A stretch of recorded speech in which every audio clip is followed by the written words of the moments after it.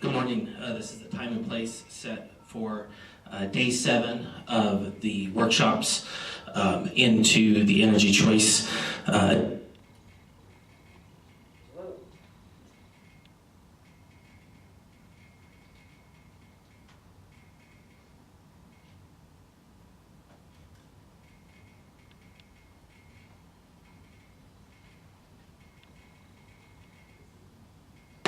going to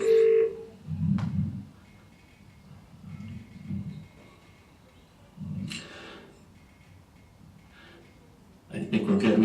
I apologize, we had a few technical difficulty. We're also being web linked to Las Vegas this morning, and today's workshop wanted to follow up on the workshop that we discussed last week regarding costs in financial risks, as well as the financial benefits that Nevadans, as both ratepayers, as a state entity, and Nevada businesses may be looking at with respect to this initiative as we go forward. Something that I wanted to state again, and I stated this last week, is in the energy world, we're always looking to the future, always trying to plan ahead, whether it's a year ahead, 3 years ahead, 20 years ahead, and 30 years ahead. And with the bottom line always to make sure that the supply of electricity is always able to meet demand at any given time, on any given day. We always want to make sure that if everybody turns their lights or their air conditioning in Las Vegas on all at once, that there'll be enough electricity to power all those resources.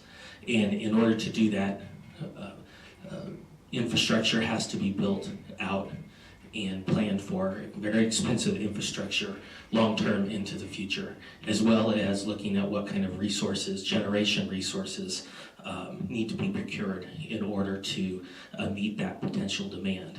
And anytime we're looking at predicting the future, we're human beings and we are fallible, and error comes into play, as well as unforeseen circumstances that can always make the future scenario worse or a future scenario better that we can't predict.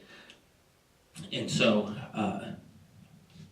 when we're looking at the cost issue, some things that we've already discussed in the previous 7 workshops that may be potential, at least financial costs related to this initiative, or education costs associated with educating members of the public, businesses on a new marketplace, new opportunities, new information that's available, how to access that in a multiple medium formats, both on the internet for populations that don't have access to the internet, how to do it by mail, telephone, in person, and that there'll need to be significant education components. And those other states that have entered into some form of market restructuring have had significant education costs. Another cost that we discussed is legal costs. There will be, I think, a team of lawyers to look at the purchase power agreements that have previously been entered into by NVE to secure long-term renewable energy resources, and that those contracts, somewhere around 40 or so, may need to be reassigned, dealt with on some level, whether they are sold at auction in a competitive marketplace, transferred to somewhere else. Something needs to be done with those, and some of those contracts have some pretty strong language limiting in what instances they can be reassigned or transferred. But for the legal work that's associated with that, there's a cost associated there. Another cost, just to list them out there, is we heard from CAISO yesterday that they estimate anywhere from $21 to $27 million, at least in annual charges that could be borne in the retail marketplace. And so those aren't necessarily costs that would be paid or attributed upfront to Nevadans, but would be attributed to retail market participants that would pass on to other customers. They also mentioned an approximately $500,000 in some upfront fees attributed to the state. There are some costs that we look at. CAISO recommended a study, a 6-month study regarding the regional benefits as well as potential risks to joining CAISO. Imagine that's somewhere around $200,000-300,000. Could be more, I'm just guessing, but there's a cost associated with that. More significant costs that we've discussed previously last week is there's about $800 million in regulatory assets on the books, which is money owed to NV Energy through Nevada Power Company or Sierra Pacific Power Company. For, I think an apt analogy is money on the credit card, so to speak, that would need to be, in my opinion, trued up if this were to occur. Other costs include smaller things, but I think they're important to talk about, is web design, web technology infrastructure, new computer programming, costs associated with integrating the systems, whether it's at the Public Utilities Commission or designing a accessible and fully functional website, such as they have in Texas. And I note that Texas's website is very impressive, but would be an area where consumers in Nevada can go and see their different options in a marketplace and help find information and select from those. Just there's a cost associated with that. And then the larger sort of elephant in the room is the $5 to $7 billion potentially in stranded assets. If NV Energy divested from all its generation assets and generation resources, I've heard estimates somewhere around $5 to $7 billion at this point, and I think right now those are estimates. They're ballpark figures from what we've heard from NV Energy last week. Those could go down potentially. I think they could go up, but that money is out there, and we need to figure out as a state what we do with that and how do we address that.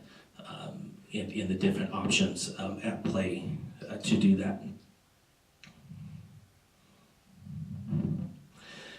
And so those are some bigger cost discussions that we've had.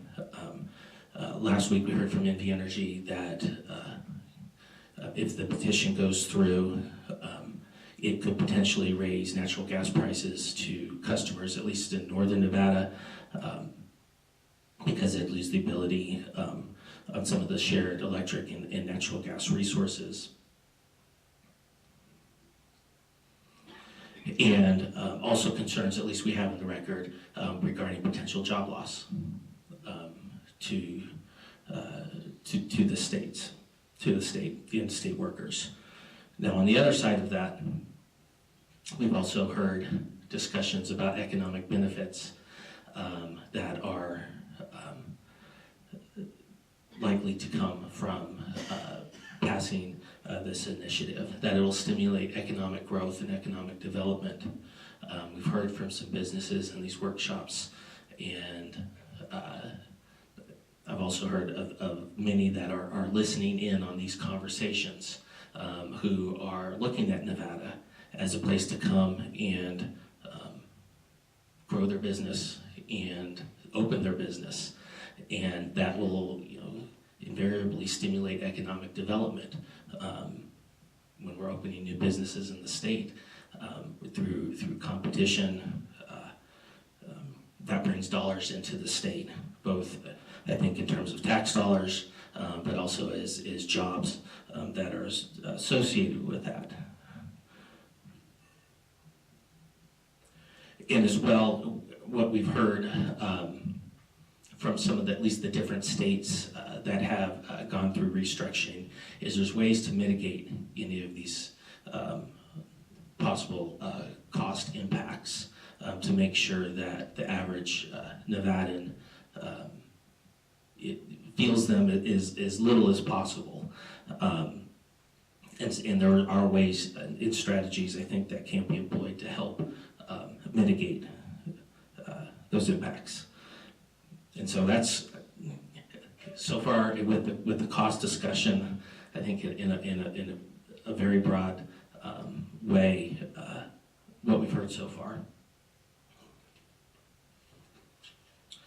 What I would like to do is to some follow-up questions that I have from our prior discussions, and the format, to maintain the format that we have throughout these workshops is there's microphones open here in Carson City as well as in Las Vegas.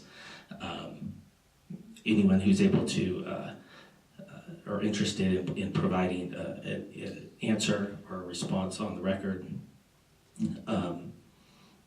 please state your name and what organization you're here on behalf of, or if you're here on behalf of yourself. And again, my intent with these workshops is to have a dialogue, is to have a conversation.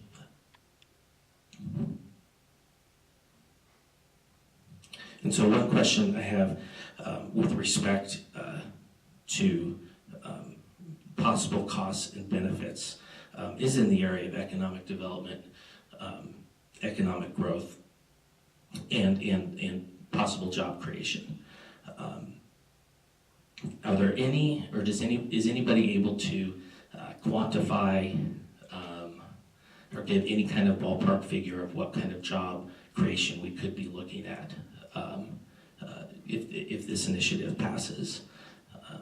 In one thing in my mind that I think about when we have this conversation is how many new retail electric providers will actually be opening up a hard store in Nevada, as opposed to exist on the internet, but actually have their center of business out of the state, and whether there's been any analysis of that. Because one at least thought I have is there might be participants in the marketplace, but if they're headquartered outside of Nevada and don't actually have a real business address with a location and staff and employees, I don't know how much job creation will come, at least from that piece of it. Is there anyone who might want to give a stab at that?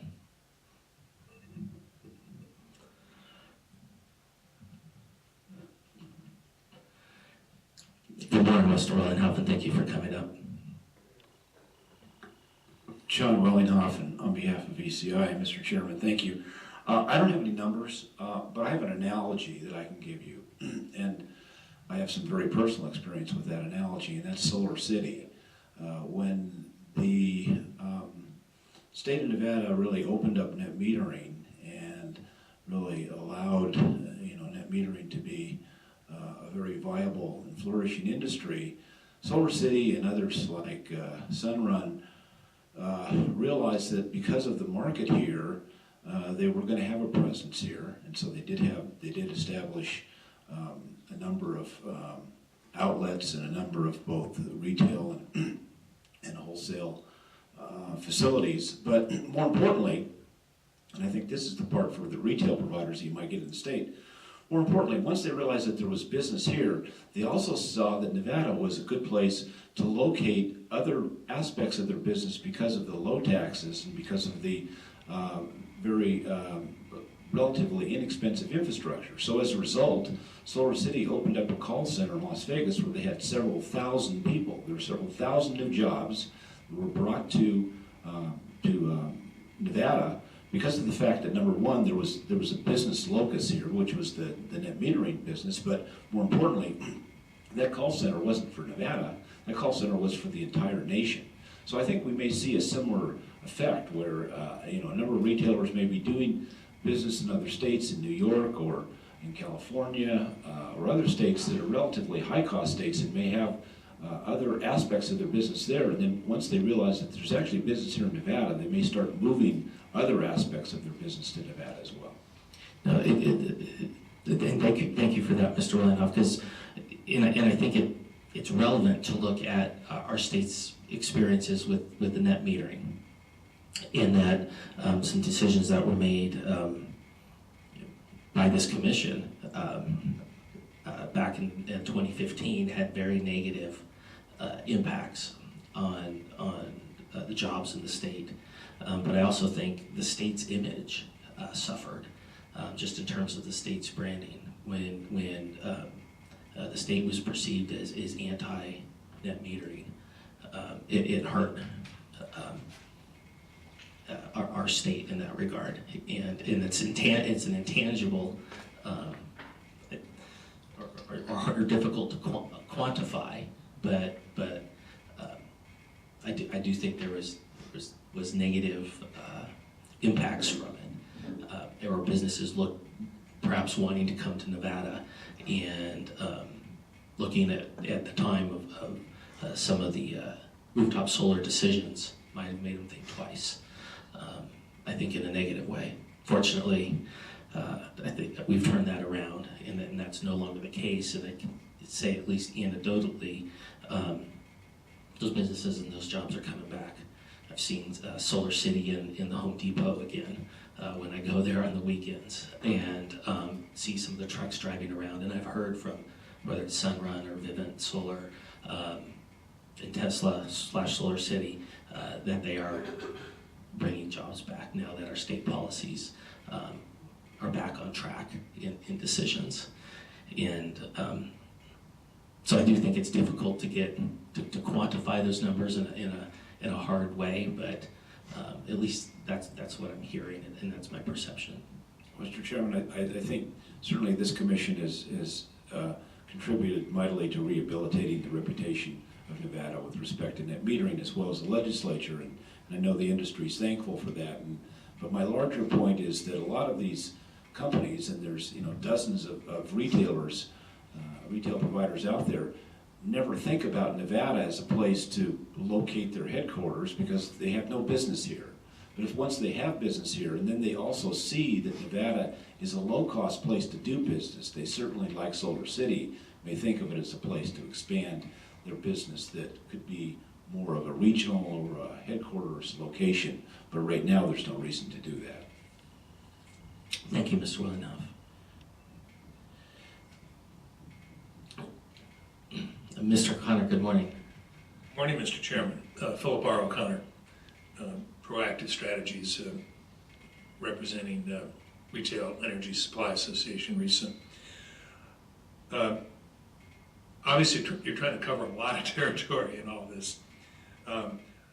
So with respect to your question about jobs, so let's think about the different categories that where we have to consider that question. So taking your first example of what do retailers do. Now remember, please, that we are dealing here not merely with the residential market, we're dealing with the totality of the electricity market at retail, majority of which is industrial and commercial. In every case, retailers do set up operations within the state. So a good example being New Energy, which is now Constellation. And I think I mentioned the other day that I stood up the Midwest business of New Energy back in 1998. And by 2007, we had more than 100 people employed in our Chicago office, operating mainly in Chicago. And we had we had people in some of the other Great Lakes states as well. So that was 100 people. Now we have to remember that those actually are brand new jobs. They're not replicating or eliminating anything that's going on at the utility. There really aren't people at the utility who are going out selling supply. You don't have to, of course, because you're the monopoly. You don't go out and sell your supply. You have account reps and that kind of thing at the utility, but they're dealing, as a general matter, with the delivery service aspects of the business. So if we take a look at a company like Commonwealth Edison or the Ameren Utilities in Illinois, people aren't laid off from those companies as a function of retail choice, because the bulk of the things that the utility does, it continues to do. What's really going on is there are some changes in terms of wholesale procurement and that kind of thing, which are done by a relatively small number of people, whether they're done at the utility or they're done at the retailer. So what supports those jobs that are created or of the people employed at the retailers? Well, those are covered basically by the savings that are being experienced by the customers. Now, one can inquire more carefully into what the origin of those savings are on the part of the customers. But if we look at the industrial and commercial customers, very important part of the savings come from the ability to shape the contract for supply in a way that's more in keeping with their actual load pattern. Or they can choose between a fixed price for a certain amount of their supply and a variable price for some other portion of their supply. And commercial and industrial customers will do that depending upon their own preferences. So they experience savings there because rather than being lumped together in large classes for both their delivery and supply, they're now only in a class for their delivery. They're able to tailor their supply more in keeping with their own needs and utilization. So there's savings that are realized there. Well, what happens to those dollars that are no longer going, let's say, to the local utility? Well, they're used by employers to expand, to hire, to have profits that, generally speaking, are retained locally, because many of the businesses are, of course, are local businesses. So you're not really engaged in the destruction of value and jobs out in this sort of closed environment of the utility. You're also, but in the business of creating economic value by the savings experienced by the customers, and also in the creation of good-paying jobs for people who are dealing with customers, whether it's the sales representatives or the people who do the pricing, or the people who are doing the financial work, all that kind of thing. So we can't look at this as simply a zero-sum game. Now let's talk about some other things associated with job creation. take Illinois again as an example.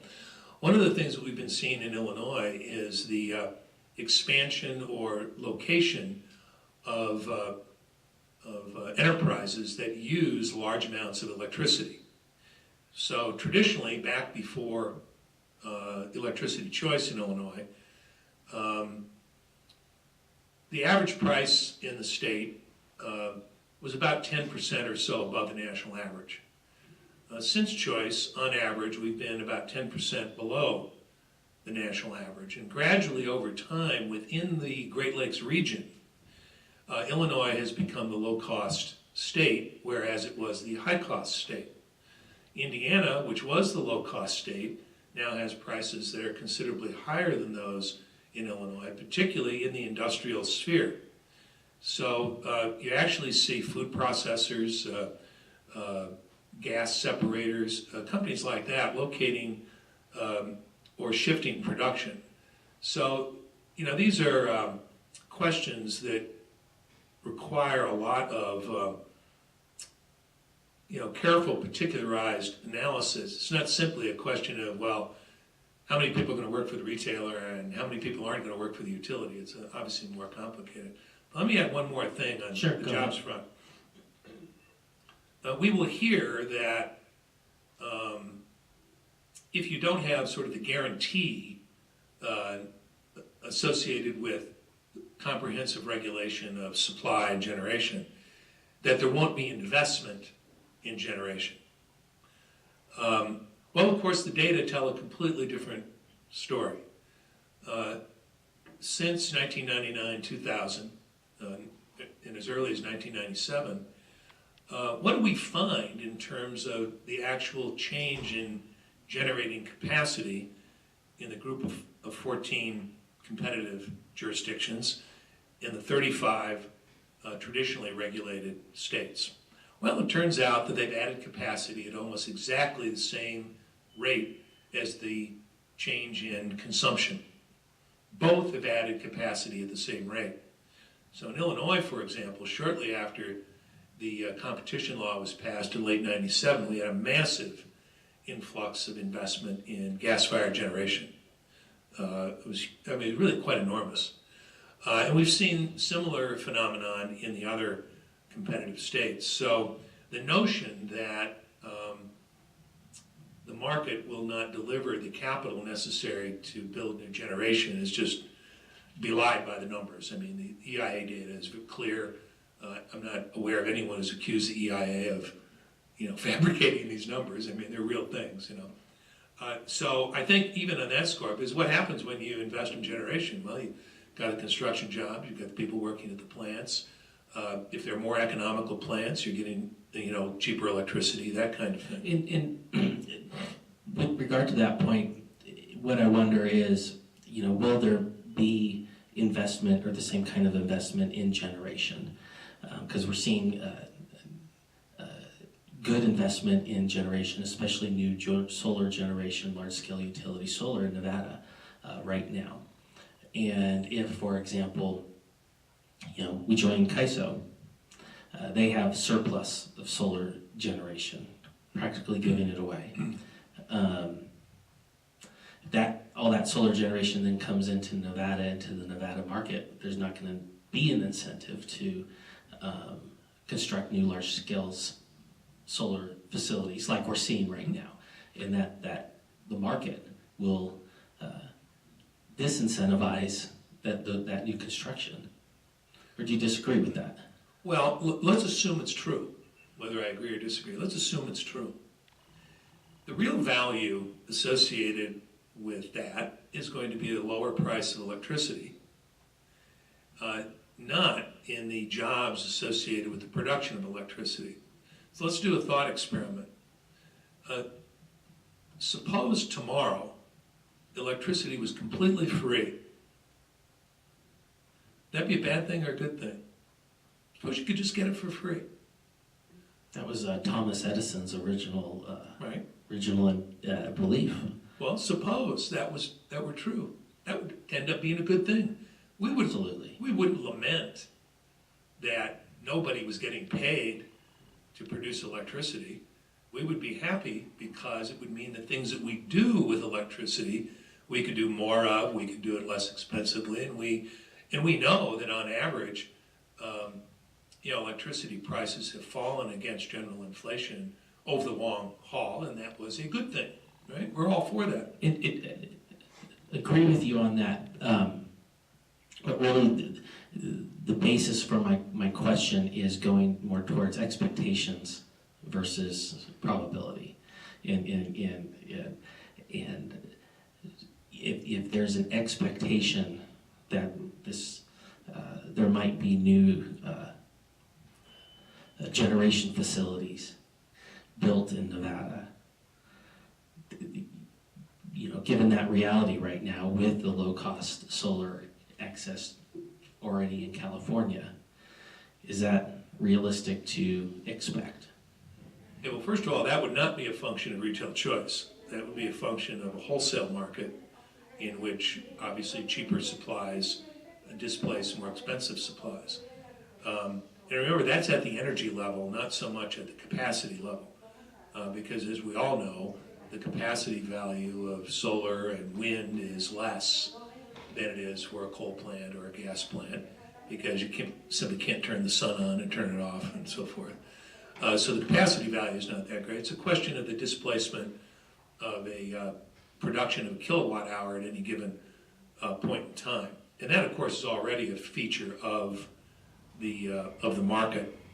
But I mean, I would say if the worry is that there will be a slower pace of adding solar facilities in Nevada than there might otherwise be, then you have to balance that against what are the benefits of doing something that might have that as a collateral result. And I would maintain, as we've seen in all the other places, that the benefits have been quite significant, because let's face it, the EIA data tell us that the competitive states, particularly in this period since '08, I addressed this the other day, the flat load, is that the average electricity prices in the competitive states have changed, have basically fallen well against inflation, whereas they've risen slightly against inflation in the traditional states. Thank you for that, and I appreciate that perspective. I want to come down to Las Vegas. I see a gentleman at the microphone. Good morning, sir.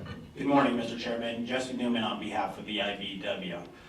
Since you mentioned jobs, the IBEW currently in the state of Nevada represents roughly 6,000 employees collectively between all the IBEWs throughout the state. There's 4 of them collectively in the state of Nevada, and we represent 2,000 employees that work directly in the utility industry that could be affected by the Energy Choice Initiative.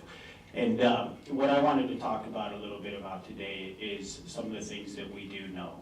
With the constitutional amendment, what we do know is clear is that NV Energy will have to divest of its generation assets. And when they divest of their generation assets, what that means essentially is those employees who work for NV Energy today, who have worked for NV Energy their whole career, and sometimes their families work for NV Energy before them, will no longer work for NV Energy. They will be divested, and then those employees will be forced to work for whatever employer or whatever company buys the particular asset. These employees, these bargaining unit employees, what we anticipate is that roughly 400 of those employees will potentially have job loss. And what I mean by job loss is currently they work under a collective bargaining agreement that protects them. And with labor law is it's federal, it's under federal law, and more specifically, it's governed under the National Labor Relations Act. And the National Labor Relations Act was put into place in 1935 as a way to protect employees and to put some sort of structure in place. And what that says is that there is language in these collective bargaining agreements where these employees have successorship language, but that successorship language is not binding on the new employer. What would happen essentially is those employees would either be retained by that employer or those employees would be let go. If they're retained, what we believe it will be is if you look at other independent power providers, they'll be retained at a much lower rate than what our employees currently are being paid in the benefit packages that we are seeing today. That is a known, is that you'll see those jobs go away, or they'll be working for another employer, and that employer may choose not to take those employees, and those employees will be laid off. If in fact they're laid off, in that collective bargaining agreement, it triggers a severance package that is negotiated between NV Energy and the IBEW. That will generate a significant cost for the roughly 400 employees that could be impacted. That will directly become a cost that will have to picked up, in the whole process, because those employees will receive COBRA benefits for their medical. They will also receive a cash payout if in fact that they are laid off. So if you look at that, that gets into the generation aspect. Where this goes beyond that, the question is left up to the legislators. Does it go to the call centers? Does it go into the metering? That we don't know. If it goes further than just generation, the potential job loss is much greater for those employees that we currently represent. Those employees who enjoy a very good benefit package, a very good wage, employees that have lived in the state of Nevada for many years, have participated, put back, and given to the state of Nevada. So that is the unknown piece of it. Now on the construction side, you were asking a little bit about large grade utility solar. What we are already seeing because of the uncertainty with ECI is talking to a lot of our contractors, and we have about 80% of the PV cars in the state of Nevada, the IBEW does, and we do 90% of our all large grade utility solar. We already are seeing a reduction in the people that are wanting to enter into large grade utility contracts and come into the state of Nevada and build solar, simply because of the uncertainty that they don't know what's going to happen. Right now, the way it is structured, they know for sure that they have a utility that has a AAA credit rating that they can deal with, that they can enter into a long-term guaranteed secure contract. With the uncertainty of ECI, what they're telling us is they just don't want to make the investment in the state of Nevada because of that uncertainty. They don't know what's going to happen with ECI because of the, what the unknown quantity is of ECI. And before you go further, if I can ask you a few follow-up questions regarding that. First of all, thank you for being here this morning. Your voice in this is in all the members that you represent is very important, and I have read your comments that you filed, the written comments previously in these workshops, but I appreciate the personal appearance as well. With respect to what you've seen in terms of possible contractors with large-scale utility solar operations, you're saying some of the uncertainty right now is giving them pause before giving the thumbs up or going forward with larger solar projects here in Nevada. Yes, that is correct. Because my uncertainty, my experience is always bad for business. Businesses like predictability, regulatory certainty, and to know the rules of the game, so to speak, of a marketplace before they're ready to commit dollars. Do you foresee, or do you have any views on whether that uncertainty, come next November, will, meaning if this initiative passes, there will be some certainty as far as the direction that Nevada's going. Do you see that alleviating their concerns, or do you see that certain uncertainty still remaining?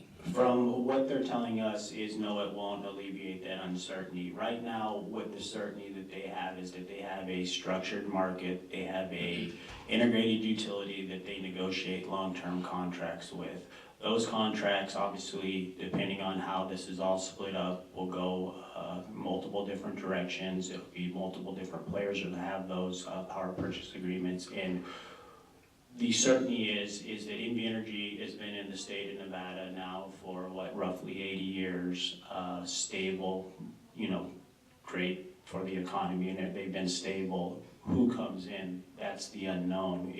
Now some of them will be great companies, but some of them that purchase those assets may not be as a viable company as NV Energy or have that same credit rating or that same stability. And what they're telling us is that concern to put them large dollars out there and have that unknown certainty when they already have right now. What they have now is certainty that they've been dealing with this particular company and having had that relationship for many, many years. Thank you for that. And with respect to the jobs that you referred to, I think at the beginning of your statement you referenced that there may be 2,000 jobs at least impacted in some way, but you're anticipating possibly 400 specific jobs that may be lost. Is that accurate? Yeah, that is correct. So what we believe will be impacted, that we know for sure, will be the generation jobs between the north and south throughout the state of Nevada. The generation employees that both IBW, Local 1245 and 396 represent. Those employees will be working for a different employer, and or that employer will not accept them because there's no obligation, because this falls under federal law, for that employer to accept those employees, and there's no obligation for them to accept them employees at the negotiated rates that we currently have in the collective bargaining agreement. So we know initially right off the bat those employees will be impacted. Now, depending on what the legislators choose to do with the way that the ECI is all laid out, the Energy Choice Initiative is laid out, that will potentially go much further. That could go into our customer service ranks, our call centers, which are here local. They're not outsourced call centers to other countries. They're local. They're well-paid jobs here locally. That's roughly about 140 customer service jobs. And then if you look at, depending on who owns the meter, that could potentially change the billing piece of it, which could potentially impact another 50 members there. And then if you get into the actual metering part, who owns the meter, sets the meter, another 50 or so employees there. So it continues to grow. And then on the other side of it, kind of a large-scale utility, because of the unknown, we don't know if solar is going to continue to be built at the rate that it's currently being built in the state of Nevada. So there could be ancillary consequences that we're not even aware of on our construction members. These large-scale utility projects, when they are going and they're in full boom, there's generally about 1,500 to 2,000 employees working on these jobs, depending on how many megawatt size facility it is. So if people are, these customers have uncertainty to come into the state of Nevada, they're not going to build in the state of Nevada because of that uncertainty, as we're hearing, then that would affect the construction side of the employees that we represent as well. So it could go much, much further than the numbers that we have stated in the brief. Well, thank you for that. With respect to the 400 employees who, in the job loss, what kind of jobs are those, and what's the salary range? Do you have a range of salaries? Sure. So the jobs loss that we know right off the bat that would be impacted would be in the generation assets. So that would be your control operators, that would be your electricians, your mechanics, all the people that make sure that the facilities run economically, number one, and run reliable. These are highly skilled jobs that these employees work in, and they run, if you look at the loaded cost, that means all-in benefits and everything, well over $100 an hour for these employees. So there's a cost to the company, but the reason there is such a high cost for these employees is because of their skill set and because of the nature of trying to get employees that can do that type work. It's very difficult. NV Energy struggles just to get people to fill positions when you have employees leave based off of retirement or employees quitting and going elsewhere. And what we foresee with these employees is the employees that we represent in that those generation assets, they have no certainty. So they're going to start looking elsewhere as soon as, if this in fact did pass in 2018, you've got that gap between 18 and then 23 before it's enacted. Those employees without certainty are going to start looking for employment elsewhere. And to retain those employees, Energy would have to pay some sort of retention bonuses. If not, they're going to lose those employees, and then there's going to be potential impacts placed on those generation assets by not having those qualified employees is a grave concern that we have. And you know, I note that 400 employees means 400 families that could be impacted. Is there any policies, strategies that the state could put in place or look at putting in place relatively soon to help mitigate that job loss, whether it's providing assistance with finding another job in relocation or something along those lines, or is that not realistic? The state could try to do something, but to replace those jobs at the wage and the benefit package those employees currently enjoy is going to be all but impossible, in my opinion. We do represent independent power providers, and what you see with the independent power provider is a less wage, a less benefit package, and the concern that we have is and I think it was an unintended consequence of ECI. I don't think the intent was to lose jobs, but the state has no control over anything that falls under a collective bargaining agreement. So they can't say, when Energy divested those assets, they can't say that those employees go with that asset and those employees are guaranteed the same wage rate that is currently in place in the same benefit package, because when you are under a collective bargaining agreement, like I stated earlier, you fall under federal preemption, which means you fall under the National Labor Relations Act. So it's based off of federal law. State law would be trumped, and there's no restrictions that you can put on those employers with regards to the employees that we represent. Thank you. Anything further you have at this time? No, I'd just like to state when we're thinking about all this that, these are employees that have worked for one employer their whole career, some of them up 40, 45 years. Their families worked for this one employer. And when we're looking at all that, I just want to make sure we're taking into account how we could drastically affect the life of these employees that could be, uprooted and changed very drastically from the Energy Choice Initiative. Thank you. No, and thank you. Your perspective and in what you're sharing is extraordinarily important.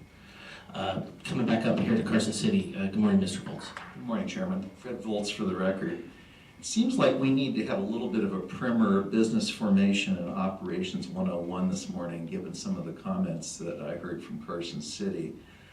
Business generation and companies with offices here is a very different concept than somebody who has an out-of-state headquarters and out-of-state support staff. They might open an office that has one or two people that have a physical presence here, but that does not mean they're going to move everything from another state. It's very expensive to move, especially if you want to retain people and have to pay them relocation expenses, getting out of a lease, finding a new one, or finding property to build. This is not something that just happens because of electricity costs. Even if you're in the aluminum production business, which requires a lot of electricity to manufacture aluminum, that is not the case. And I think we can look at Amazon and their current search for a second headquarters. They're looking at a whole range of criteria to decide where they're going to put that beyond the subsidies they may be getting from the local jurisdictions. So to say that electricity costs by themselves are going to make or break somebody's business case is just not reality. It is fantasy land once again. The numbers of jobs, going back to the net metering docket that this commission heard back in 2015. The folks who were trying to advocate for more could not come up with an accurate number then. They were throwing 6,000 out. It ultimately turned out to be 2,000 jobs just in Nevada alone that were impacted. So it would be nice if there was an actual accurate number presented about the job situation just for that industry and what would or would not happen to it if there was new generation built. As was already mentioned, the number of jobs at a conventional generation plant are much, much higher than the handful of jobs that are needed to maintain a solar installation or a wind farm. Electricity, it is, as I said, it's a very small piece of the whole cost component. We have the back office situation.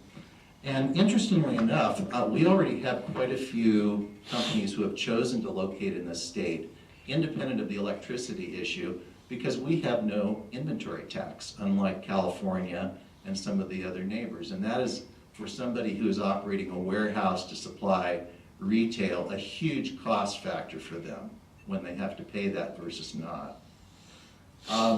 Business bubbles are never good, and I think all we need to do is look at the Bitcoin and cryptocurrency situation of the moment and how that's spiked up very precipitously and could fall just as precipitously again. So trying to somehow encourage that there's going to be this huge land rush of businesses that want to come to Nevada really doesn't reflect reality based on electric rates alone.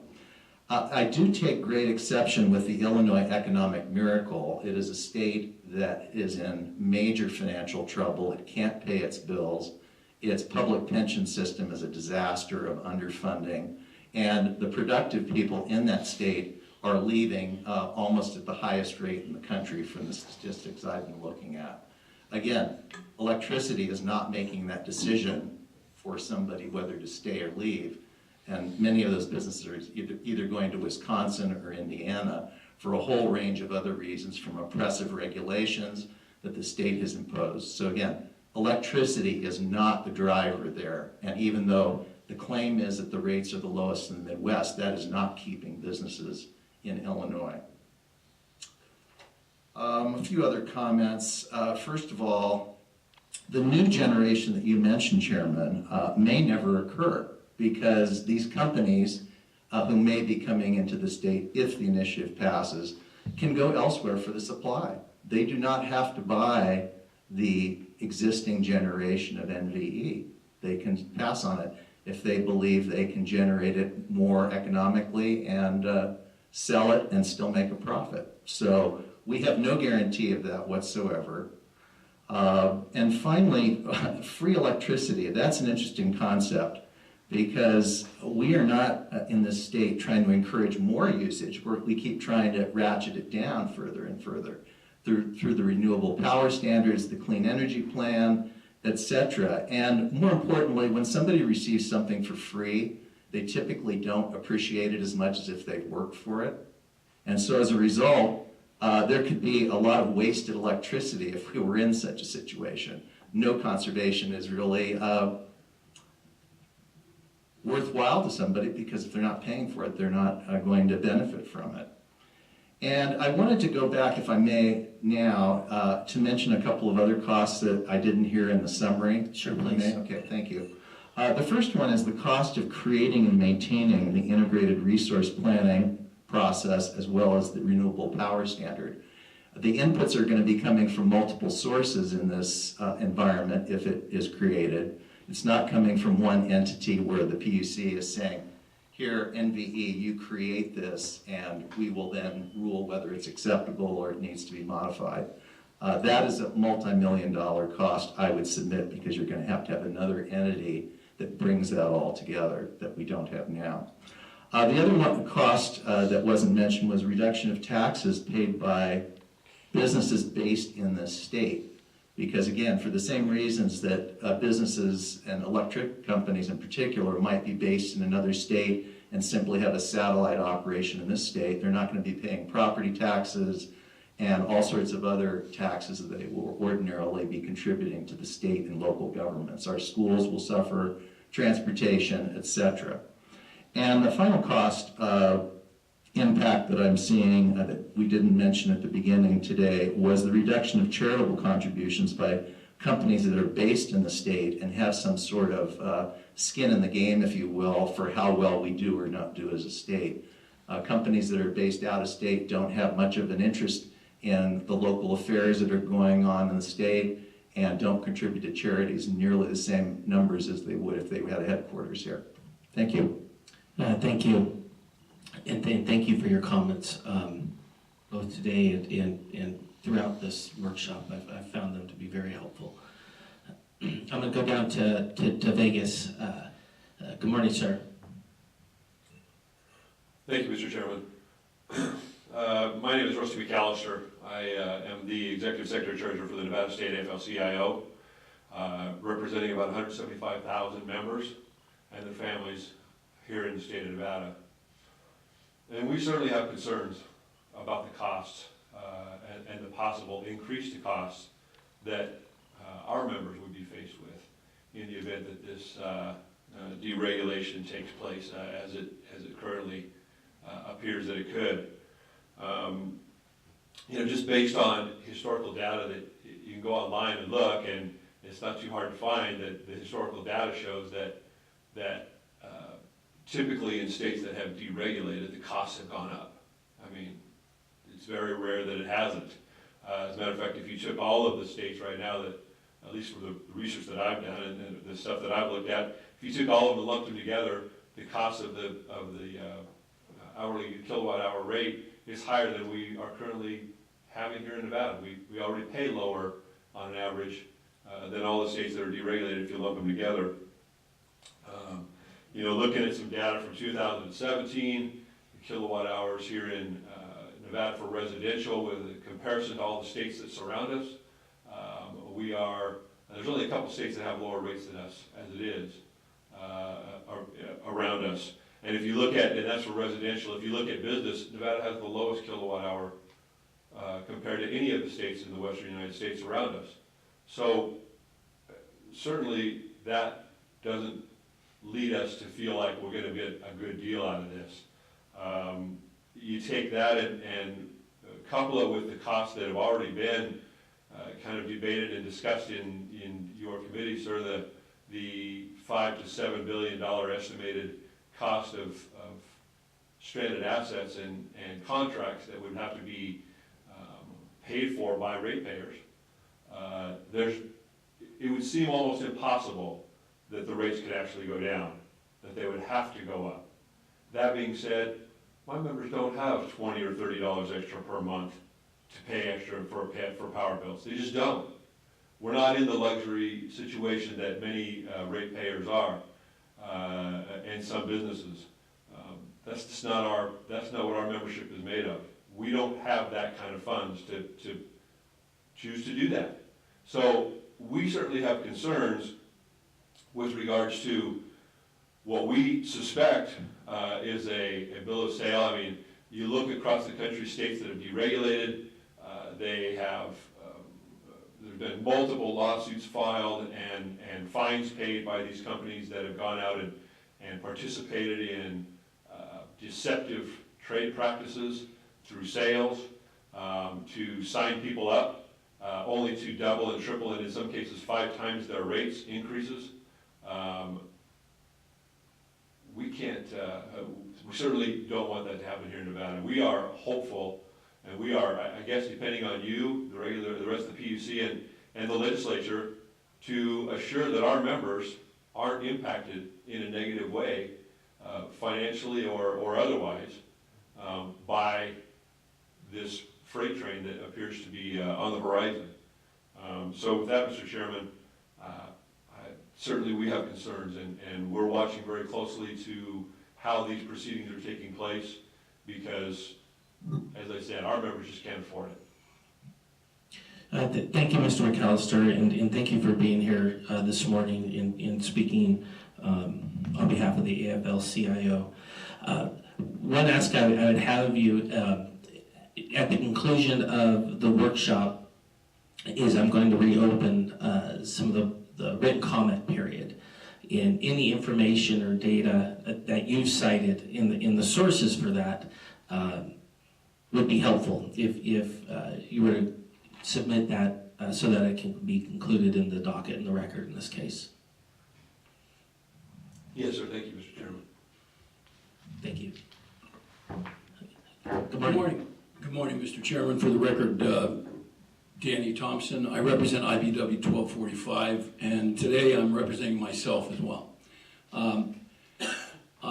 I served in the Nevada legislature from 1980 to 1990, and since 1990, I've either been the chief lobbyist for the AFL-CIO or now a contract lobbyist. And so, when I was in the legislature, I chaired the Government Affairs Committee for more than one session, and as such, you know, all of the PUC issues came to that committee. And so, I know a little bit about this, and I would tell you all that the PUC does not get enough credit for what you do and what you have done and the good job over the years that this agency has provided to the citizens of the state. You know, looking at question 3 and the mechanism that is used to make this happen, this is a constitutional amendment. And a constitutional amendment is a very difficult thing to do. I know because I ran the campaign that changed the minimum wage law in Nevada. And as much as I hate to admit it, it was wrong. And in fact, what that constitutional change said was that if an employer that raised the minimum wage, because Nevada law mirrors the federal law, but if an employer didn't provide health insurance to its employees, it was $1 above. So if an employer provided health insurance, they didn't have to pay the premium dollar in Nevada, they could pay the federal minimum wage. And I spent $3.5 million changing that law, changing the Constitution, and never thinking that Obamacare would come along and then that everyone would have to have health insurance, and so in effect it went away.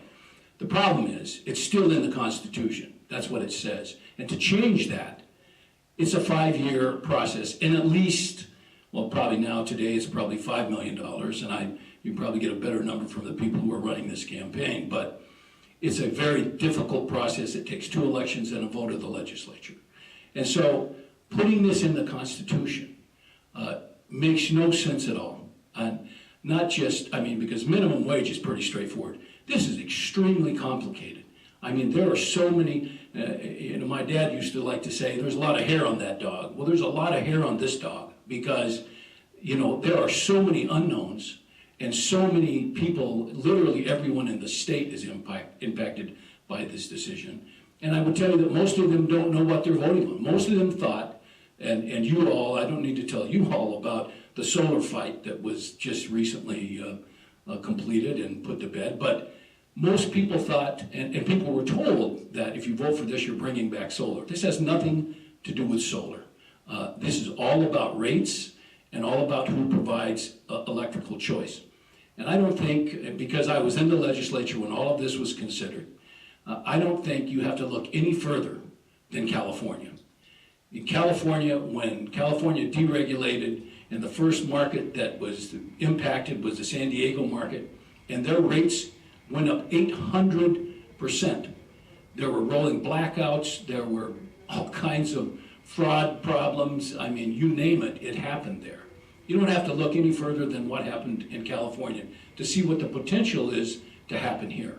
Now, I know a lot of things have changed since now and then, but the basic premise is the same.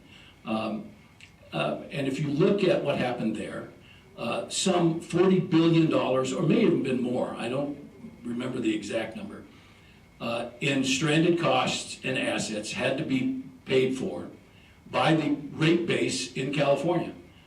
Those Californians had a 10% surcharge on their bills for 12 years to pay that off.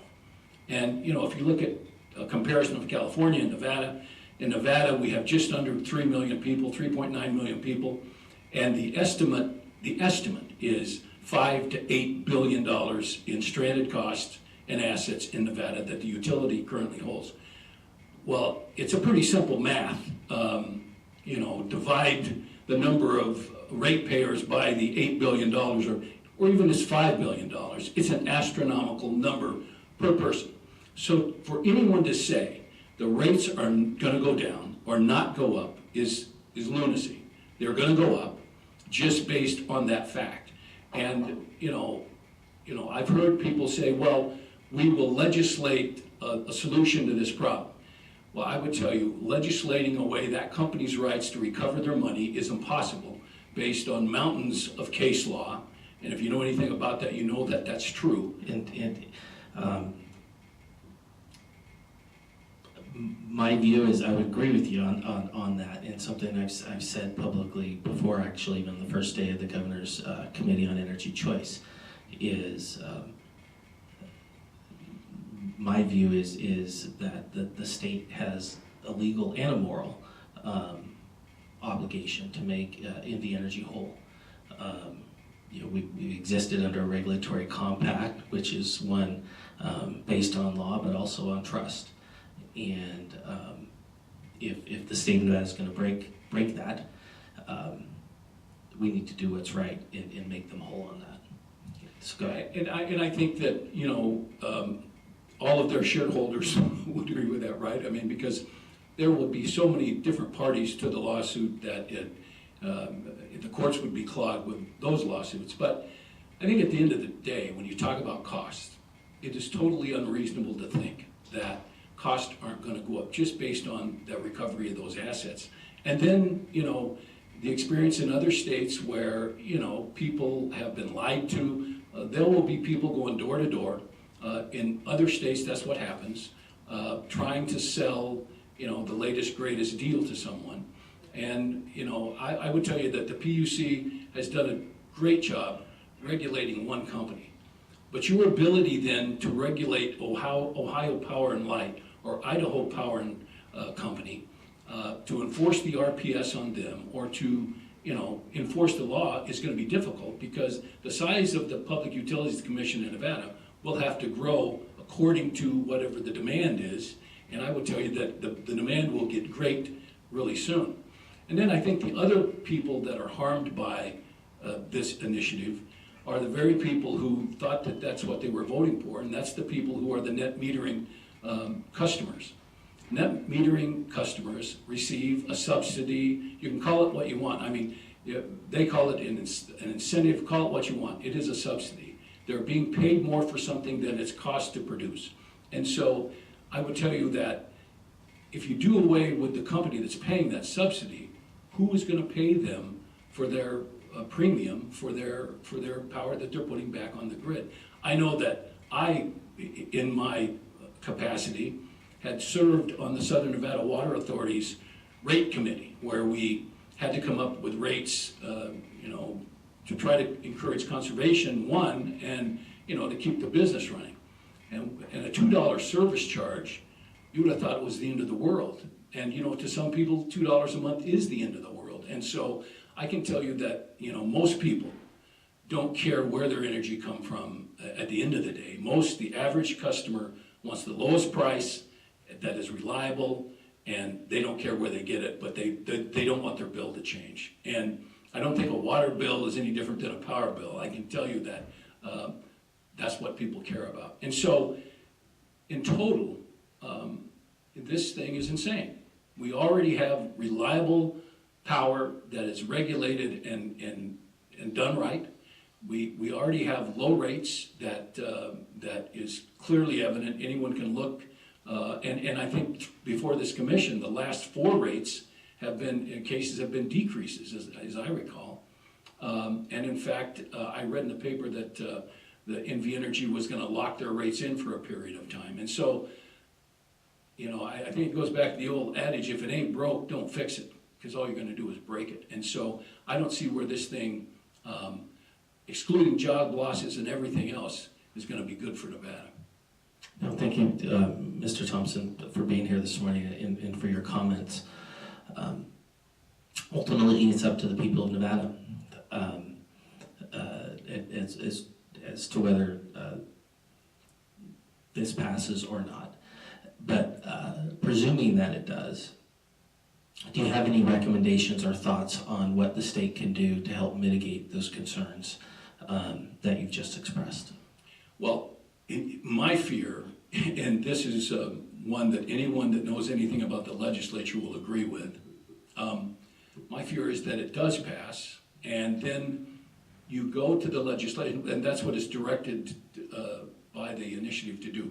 You go to the legislature, and they then come up with a set of rules and guidelines to implement the constitutional change. You know, I've been at the Nevada legislature for going on 39 years now, and I can tell you that in 120 days, and I've done a lot of worker compensation law in my time. That was one of the things I did. Very complicated. No pieces fit anywhere else. They're all different. And so Nevada law is specific to Nevada. And I've been given 20 minutes to explain to a committee who you can't talk to, you can't take them to lunch anymore because there's a law prohibiting them from taking anything of value, so they eat there. They don't go out to dinner at night anymore. The only time you get to talk to them is if you can catch them in that 120 day. They are so strapped for time with what they do. And this issue is so complicated. You could spend the entire 120 day session talking about this, talking about stranded assets.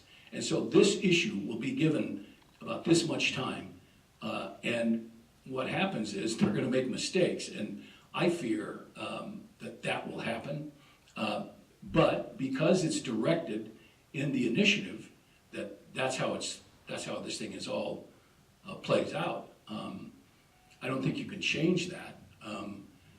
You know, they are mandated by law to a 120-day session, and they have artificial deadlines on bills. So a bill has to pass a first house committee by a date, or it automatically dies. And so, you know, there's going to have to be probably special sessions of the legislature to consider this, because they will be impossible to do in a regular session.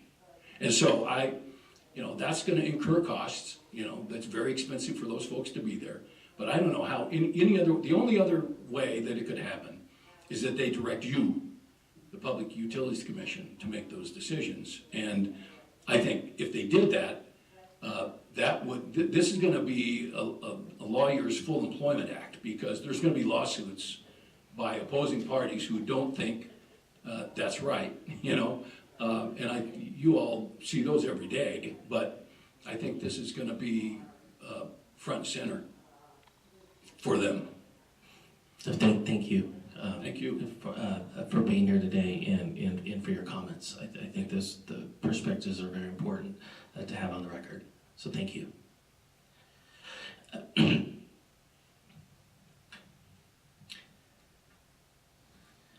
Thank you, Mr. Chairman. Members of this council, members of the community, and speakers, I thank you for the opportunity to speak here today. First of all, my name is Tom Bird. I'm president of the Nevada Alliance for Retired Americans. I represent about 19,000 members here in the state of Nevada, primarily seniors. Some of them are doing well, some of them are not. As you might imagine, some of these people have been retired for 20 years. So what money they made back then that was keeping them alive has dwindled to next to nothing. We're also faced with cuts to Medicare, potentially, and Social Security. Their pensions have dwindled. They don't get a kicker on their pensions. That's set for life. Their little investments and so forth, they've gone through a good portion of their investments, and I see quite a number of them struggling. So I'm not going to get into any of the details about deregulation. That's not my expertise. But I did want to share with you one, I think it's not a very well-known fact about NV Energy as we know it.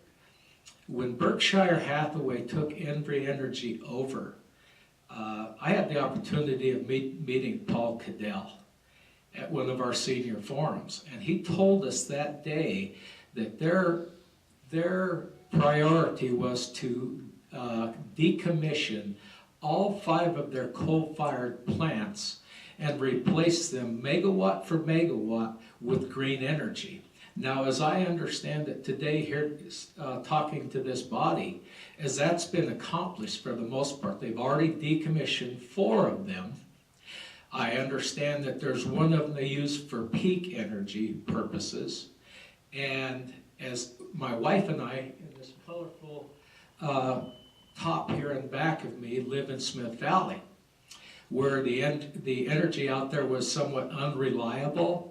Right now, they're rebuilding the substation in Yerington, feeding the substation they're rebuilding in Smith Valley with all new infrastructure and so forth, because that line, as I understand it, feeds clear to Walker, California, and they've had nothing but electrical problems there. So NV Energy is investing a vast amount of energy I can see in my immediate area, Smith Valley. One of the things that I do know about this deregulation is it's failed in 5 states: Texas, Mexico, New York, Washington. And if it weren't for the failure of a affiliation with Washington Light and Power, NV Energy would have probably lost their britches in that failure when Enron collapsed. And as I understand it, California taxpayers are still paying for the loss in California through their taxes. Millions upon millions of dollars they lost because of the collapse of Enron. And what I've told people, I says, you know, I'm not an expert in this field, but I tell my members, if you want to know anything about deregulation, go to the local store and rent the DVD or buy the DVD, The Smartest Guys in the Room, and you'll learn all you want to know about deregulation.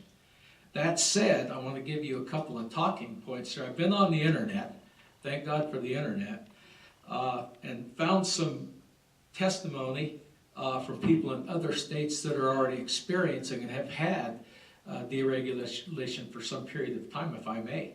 You know, I'd rather, if you can, just keep the comments limited to your own. Okay. Your what own I views. would ask this body, as I understand, this is a work in progress. This is preparing for the point where deregulation may come into existence. Am I correct? Yes, sir. Okay. Well, I have something to request of this body, not only to be on the contact list so I can attend these workshops, but keeping something in mind, and that would be thinking about the seniors and protections and building in protections, because what I do know about deregulation, I was about to give you some examples, is wherever you look, people have been faced with these same difficulties.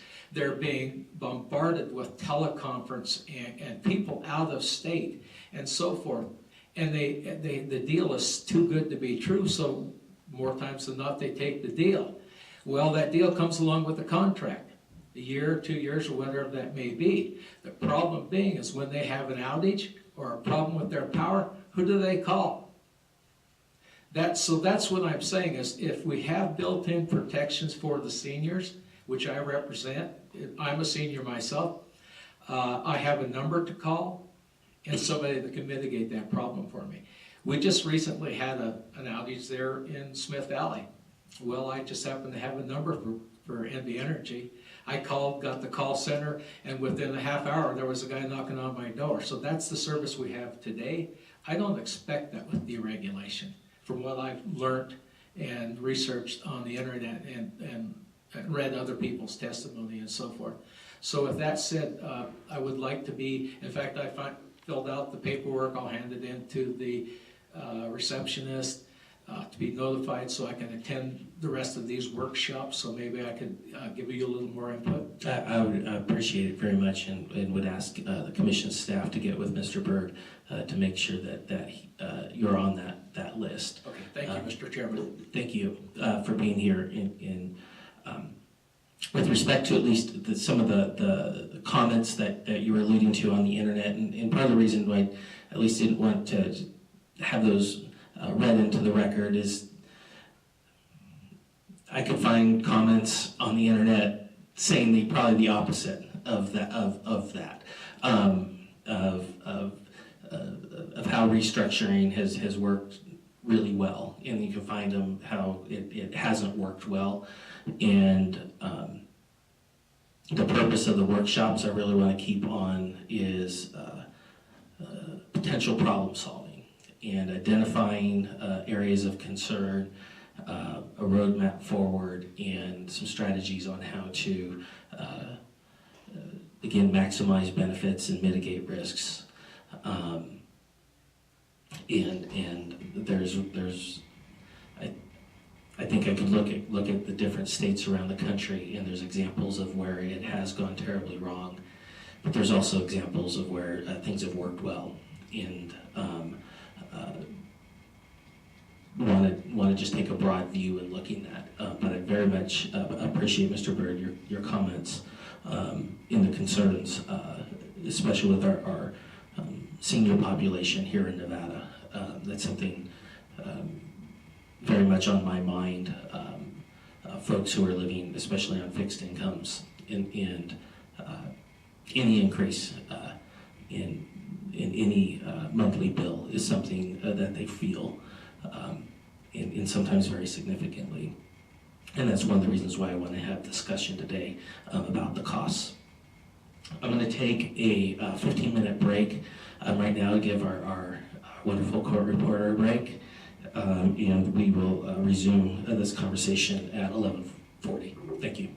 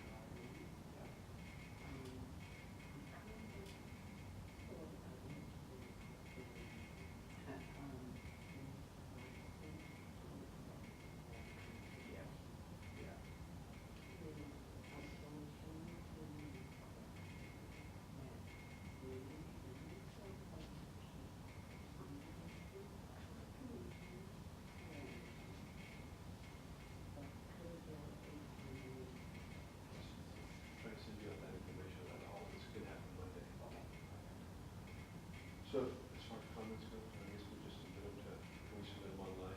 Yeah, upload them Email online. somebody? Yeah, just go higher.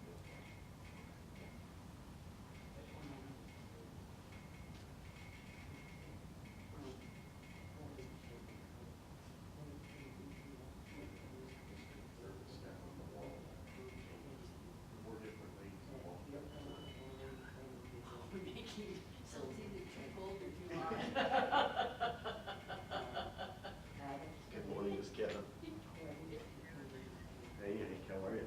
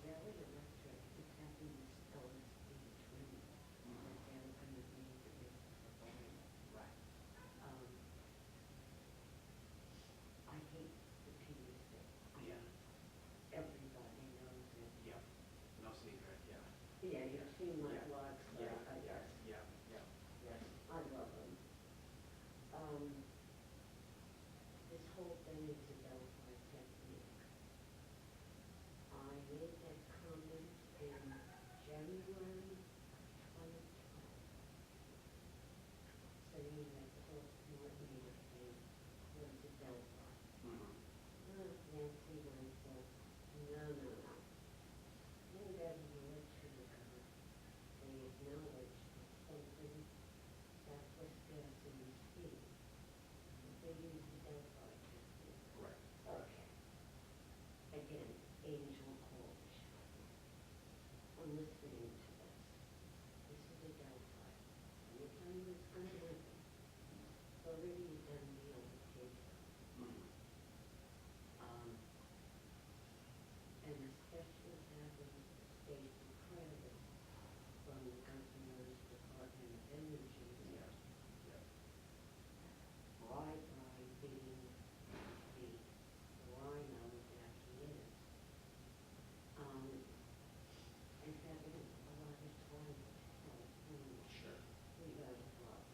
Big problem. Right, it's a big problem. We're gonna be controlled by the CAISO and, The big problem is the idiots who voted for this. right. We're not exactly an educated state. No. They look at the word choice, vote correct. It was like,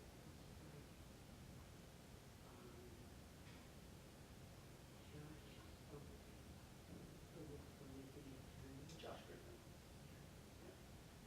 who drafted Yeah, Josh was one of the drafters.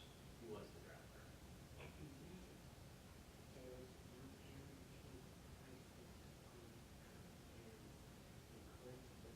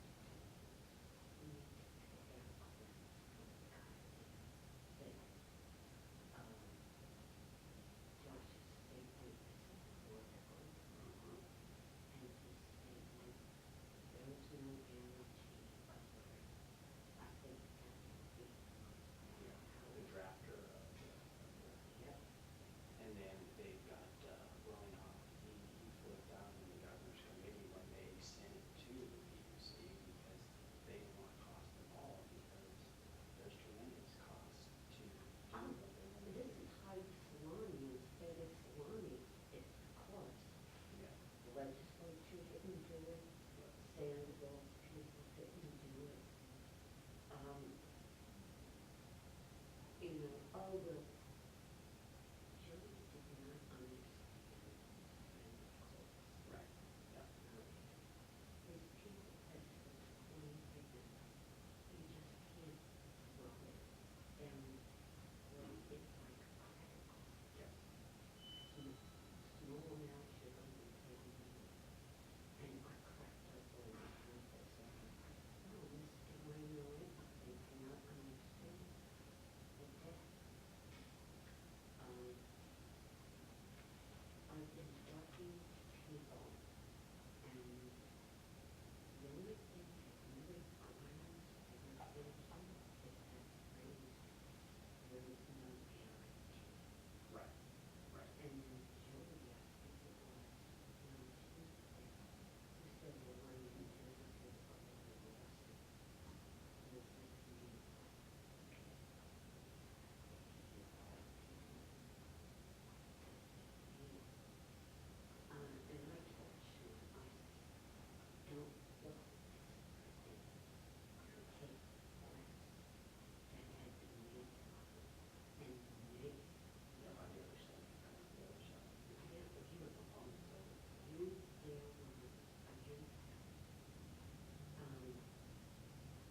You know, Fred and I are PUC two years. Yeah, yeah. I wear that title proudly. What are you gonna do? The First Amendment, you don't want to get that asshole out there. Right. And put another asshole who doesn't know what the hell they're doing as the chair. Well, this is very complicated, this stuff. This guy comes in from being general counsel. Yeah. And watch Joe, he's always looking at his computer screen in the light. He's got 3 general counsels that are sitting on I'll send you the questions. and typing because he doesn't know what he's doing. And then you'll see him write something down and then he'll open it up. So they're learning. Gotcha. And I mean, come on. Anne Marie Cooney, economist, head of regulatory, oh, well, we don't have the number.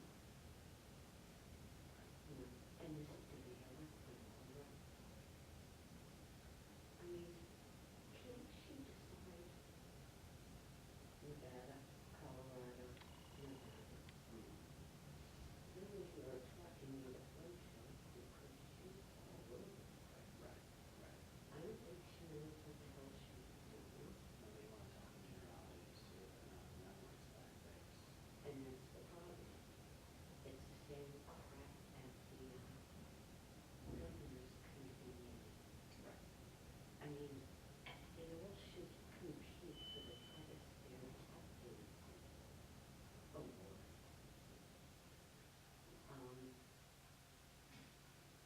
I just want to scream at them because I can't deal with stupidity or biasness that comes with this. Joey is owned by Sandoval, so whatever Sandoval wants, Joey's going to do. And it's going to stay as long as Sandoval has this legacy. In turn, he's bowing down and playing chicken on Musk's you know, enough this guy that we need. He's like an octopus. Right. And he's never completed anything.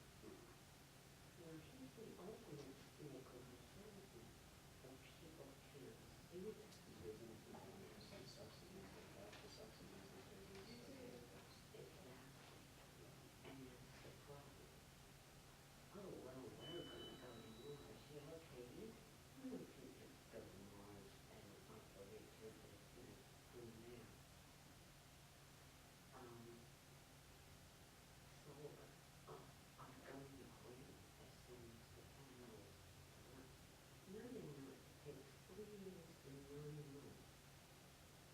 from the time you install it to be clean to offset the mining? Oh, yeah. Well, that's, if you look at the uncertainty that's been created with the 30% import tax now, because they're not gonna build in the United States. It's too dirty, the silica, everything, it's not functional to build solar panels in the United States.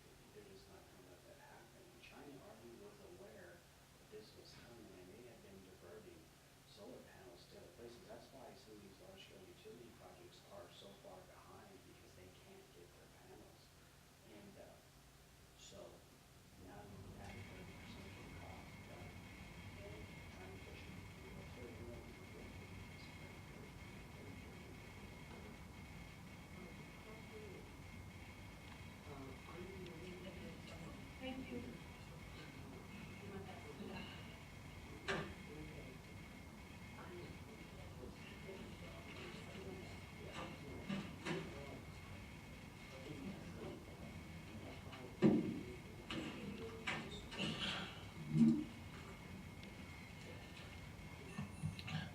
We are back on the record in docket 17-10001 on day 8 of the investigatory workshops into the Energy Choice Initiative. And this morning we've been revisiting our discussion from last week regarding costs. One thing I wanted to bring up and discuss in a little bit more detail is when we have government step out of a regulatory role for a piece of the generation component of a bill. It does expose consumers to market volatility, price volatility, but also exposes consumers to benefits that may come with that as well. It can swing both ways. And there's a risk associated with that paradigm, but there's also a benefit also associated with that paradigm. But one concern, I've noticed even this week in Texas, the ERCOT, what they refer to in Texas, the Electric Reliability Council of Texas, my understanding for the first time in their history, reached for a little while a $9,000 per megawatt hour price in their marketplace. And to put that in perspective, Nevada right now pays generally under $100 per megawatt. And so there's an enormous difference in between $9,000 and under $100. And though that $9,000 per megawatt didn't stay for very long, it did reach that pre-imposed price cap in their marketplace. And one of the concerns, again, with that is that exposes Nevadans to the market effects and the ripple effects of some of those price spikes. Whether it's snowstorms, hurricanes, flooding, or other issues that disrupt the normal supply of power.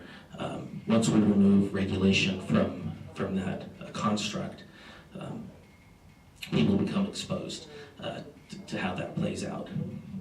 Is there any ideas on what can the state put in place in terms of, there's dangers in price caps of unintended consequences in hurting the free marketplace. And at the same time, they also can serve as just kind of a fail-safe backstop. Is there any wisdom or thought in putting some of those in, even for a transition period, to make sure in the event something arises that nobody foresees, that there's a threshold that can't be surpassed? Dr. O'Connor or Mr. Wellinghoff, any thoughts on that? Thank you, Mr. Chairman. John Wellinghoff on behalf of ACI. Interesting you talk about volatility, because I read a Review Journal article in this morning's paper about the Clark County School District who has a proposal before it from a group to provide them with lower rates than NV Energy.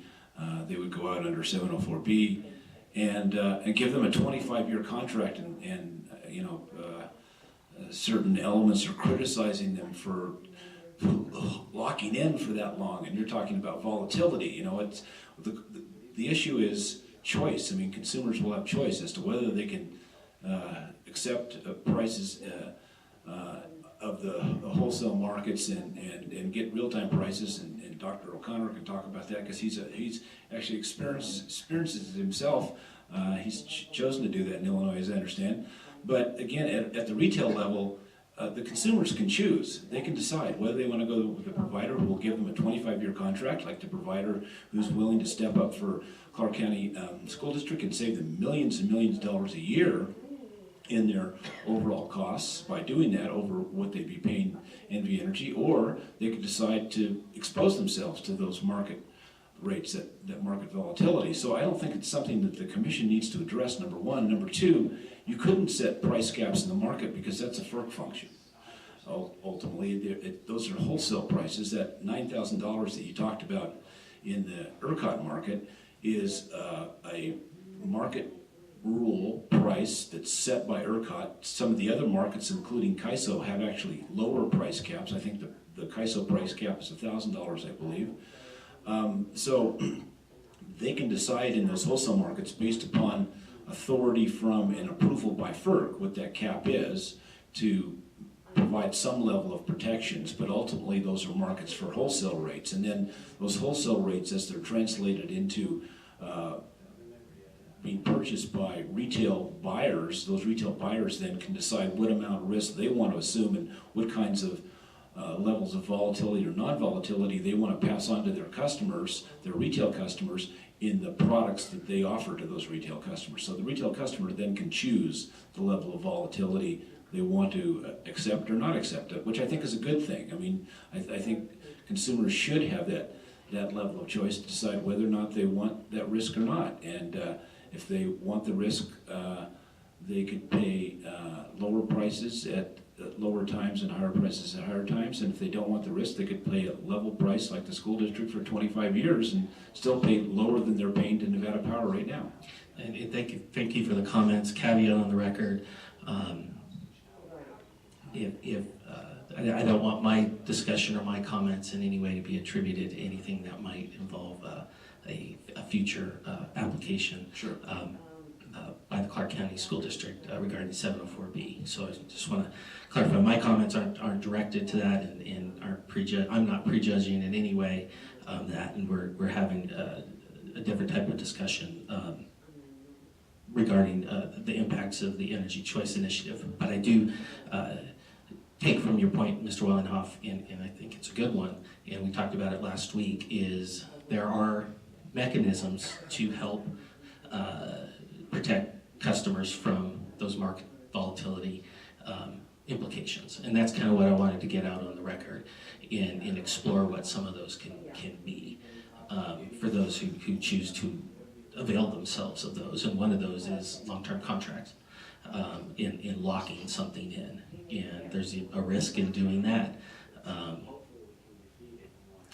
In the event the prices go lower than what you contract for, but there's also a potential benefit in case they go higher. You're still guaranteed that lower rate, and that boils down to what consumers and businesses feel is in their best interest in where they want to be. And so kind of that's where I wanted to get the conversation.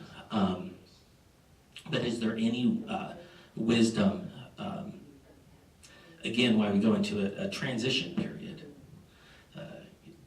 to have some mechanism in place, whether through the legislature or through regulation, as a safety valve.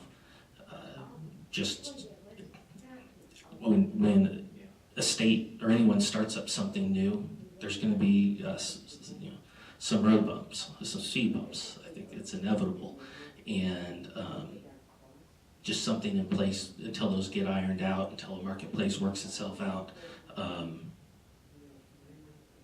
Or is that a bad idea? And I think that Dr. O'Connor can probably opine in this much better than I can, but the default provider of last resort, he certainly can determine what may be the price to beat or what may be the price that is offered or provided there, and that may be some kind of a safety valve in that regard. Any thoughts on that, Dr. O'Connor? Thank you, Mr. Chairman. Philip R. O'Connor, Proactive Strategies on behalf of RISA. First of all, you're raising a very important set of questions. And so let's take the first thing, which is the difference between the wholesale and the retail market. It's extraordinarily important not to conflate the two. And this is often done by people who are skeptical of or critics of retail choice. Wholesale market and the retail market, of course, are quite different from one another. And there's nothing about retail electricity choice that in and of itself exposes customers to the natural volatility and the expected volatility in the wholesale market. So let's separate those two, and then we'll explore why it is and how it is in retail markets that customers do not see through to the volatility in the wholesale market unless they want to. Whereas in the conventional monopoly market, that volatility is out there in the wholesale market anyway, okay? And they don't see through to that either. So let's talk about how that happens. First of all, let's talk about contracts. So in a competitive market, customers have different choices that they can make as to their contractual terms. So in Illinois, as an example, many customers choose the fixed price from a competitive provider. Other customers choose to be or default to the default service provided through the utility. And that's a largely fixed price, but at a certain margin has an element where there's periodic reconciliation if there's overuse, underuse by the entire population. But it's a market price. In my case, as former Chairman Wellinghoff, FERC Chairman, pointed out, at our house for the past 2 years, we've been on real-time pricing. So we have an AMI meter, as do the majority of people in the Chicago area, and everybody will pretty soon. And we simply pay the hourly rate, so we get a bill at the end of the month from ComEd. It includes all the delivery charges, and then it includes a charge for the energy we've used based on the hourly value of that energy aggregated. And then we pay a demand charge based on our highest level of demand during the month. So we've placed a demand on the system. So we've voluntarily chosen to do that. Generally speaking, we save $12, $13 a month relative to what the default price would be. And that's shown to us every month, what we would have paid on the default service versus, which is mostly a fixed price, versus the completely market price that we do pay. Now, in some months it might be a little bit higher than the default price, but generally speaking it's lower. So when all is said and done, we save $100 to $120 a year relative to that. That's not going to make or break me, but it is $120, right? So let's talk about the actual experience in the competitive states or choice states versus the monopoly states in terms of residential monthly volatility and price. And that is addressed on page 21 of the paper that you've seen that's in the record. And the methodology is all explained in the footnotes, so I won't get into that. But we used a standard measure of volatility, the same kind of measures of volatility that are used on the Chicago Board of Trade and so forth. So we didn't make up the volatility measure. We're using something that's a standard thing. And generally speaking, the residential monthly volatility is fairly indistinguishable between the two groups of states, monopoly and choice. And actually, the competitive states have been slightly less volatile in the monthly residential bill. And why do you, any analysis on why that is? Sure. The foremost reason is that, again, most residentials are taking a fixed price that is actually more stable than the regulated fixed price. So put yourself in, so if I'm buying a fixed price product from a retailer, competitive retailer, or I'm even getting the default price, which is largely fixed.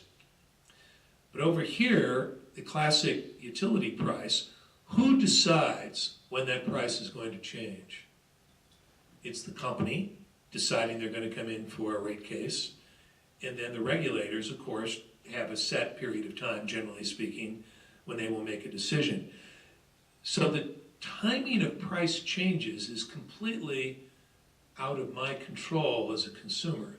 I don't get to have a contract with the utility that says my price will be X per kilowatt hour for the next 12 or 24 months or whatever it might be. So consumers are actually able to make a determination themselves of how much volatility and over what period of time they want to have that volatility or lack thereof. So again, I've made the point here that the difference in residential retail monthly price is, we're talking here about the full bill, are relatively indistinguishable, okay? And again, I want to thank you and also Mr. Wellenhoff for coming up, and I just want to have this conversation, you know, because there's different consumer choices in our society where we deal with these types of issues all the time. You know, I think of a credit card, for example. Some lock-in fixed rates can get fixed rates. Some folks have variable rates. The danger of a variable rate is if, you know, back in Washington, D.C., if interest rates are raised, it could impact ultimately your credit card rate, or the same with a home mortgage or a car loan, in other economic purchases or investments where, you know, they're subject to certain market forces, and you can lock something in, and there's pros and cons to doing that, or have something that's not locked in, and there's you know, benefits and risks, I think, is associated with that. And also with respect to our gasoline prices, you know, they've been at times very cheap, you know, $1 something a gallon, and other times they've been extraordinarily expensive, you know, $3, sometimes $4, or close to it a gallon, and all kinds of factors with the national economy, weather patterns, you know, that come into play, and that can ultimately impact those. I want to just, you know, I thought it's important to know that there is that exposure. And I think, as you said, Dr. O'Connor and Mr. Wellenhoff, you know, it goes into, you know, ideas of self-determination, of consumers need to take responsibility for that, and look at ways that they can address that based upon their own comfort level. But wanted to put that out there, that there's not a guarantee. And I do think that's important as we look at the shift. Currently, you know, for decades, one of the roles of the Public Utilities Commission is to mitigate any spikes or volatility in the marketplace. We have a 3-year general rate case, and setting rates regarding that to provide as a buffer in case something happens. But historically, that's no guarantee that rates aren't going to increase. The Commission has historically at times increased rates and decreased rates, at least recently. And so I want to just it out there, and I think it's important out to have out there. There is a different level of exposure that Nevadans would have that they currently don't have. And just two things. I said the experience is, and this is over the entire period of choice, 2 decades, we do find that they're essentially indistinguishable in terms of retail volatility. But the other thing is, the most obvious mitigation is the one that's been used by many of the states during their transition period. And that's simply, you freeze the residential and small business rates of the utility for a period of time. Now you say, well, why would the utility go for that? Well, that's because, generally speaking, as that movement is made from traditional monopoly to choice, those regulated rates are actually above the market. So the mitigation that's been provided for the residential and small business customers, this has been done in most of the states, is simply a freeze for a period of time. Like in Illinois, it was about 8 years.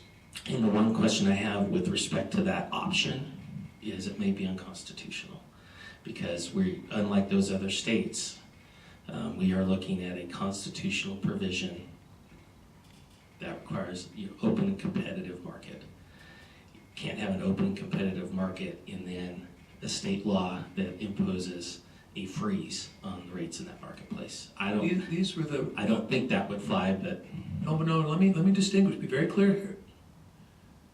Precisely the same constitutional issue, which is the opportunity for the utility to earn a fair return, which is the constitutional standard, prevails, of course, in all the other states. It's not peculiar to Nevada. So once choice was implemented, you see, there nonetheless was a freeze of the utility, the price that the utility offered, so that customers could continue to take that price. So there was no constitutional problem whatsoever in utility. I differ with you on that. I'm not talking about the Hope Bloom Blumenfeld. No, I'm not talking about those U.S. Supreme Court cases.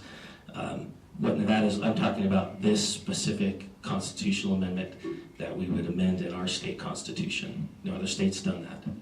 Well, I would agree with that, yes. And in that language of that constitutional amendment, it provides for an open competitive market. And if the state legislature were to enact Nevada revised statute provisions mandating a freeze of rates, I don't know the answer to that, but my legal experience is that there would be a constitutional challenge to the constitutionality of that law, because it would therefore conflict with the new provisions requiring in our state constitution of open competitive marketplace. And so I'm not talking, so that was at least the difference. I'm not talking about the just, fair, You're bold. talking about two different things, but I think Mr. Bellion, And Mr. Chairman, if I may, John William for ECI, and I don't want to speak for Dr. O'Connor, but I think what Dr. O'Connor is referring to is that the quote-unquote freeze would be exactly what I was talking about, and that would be a price set for the default provider or the provider of last resort.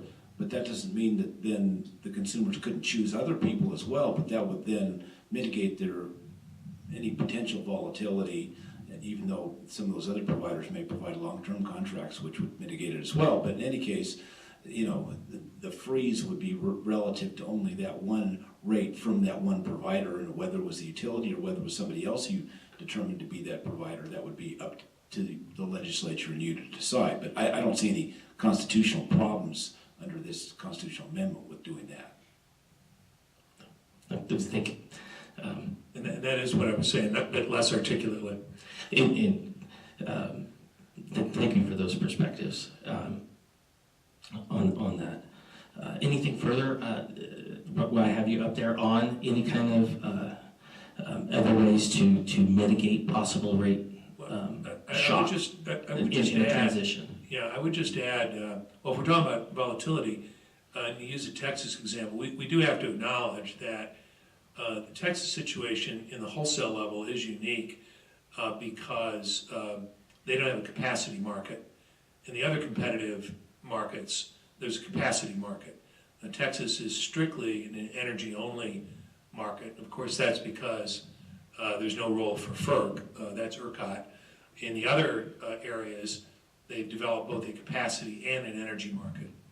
So the capacity, of course, counts for, they don't make up all the revenue requirement, if you can call it that, in the competitive market through the energy price.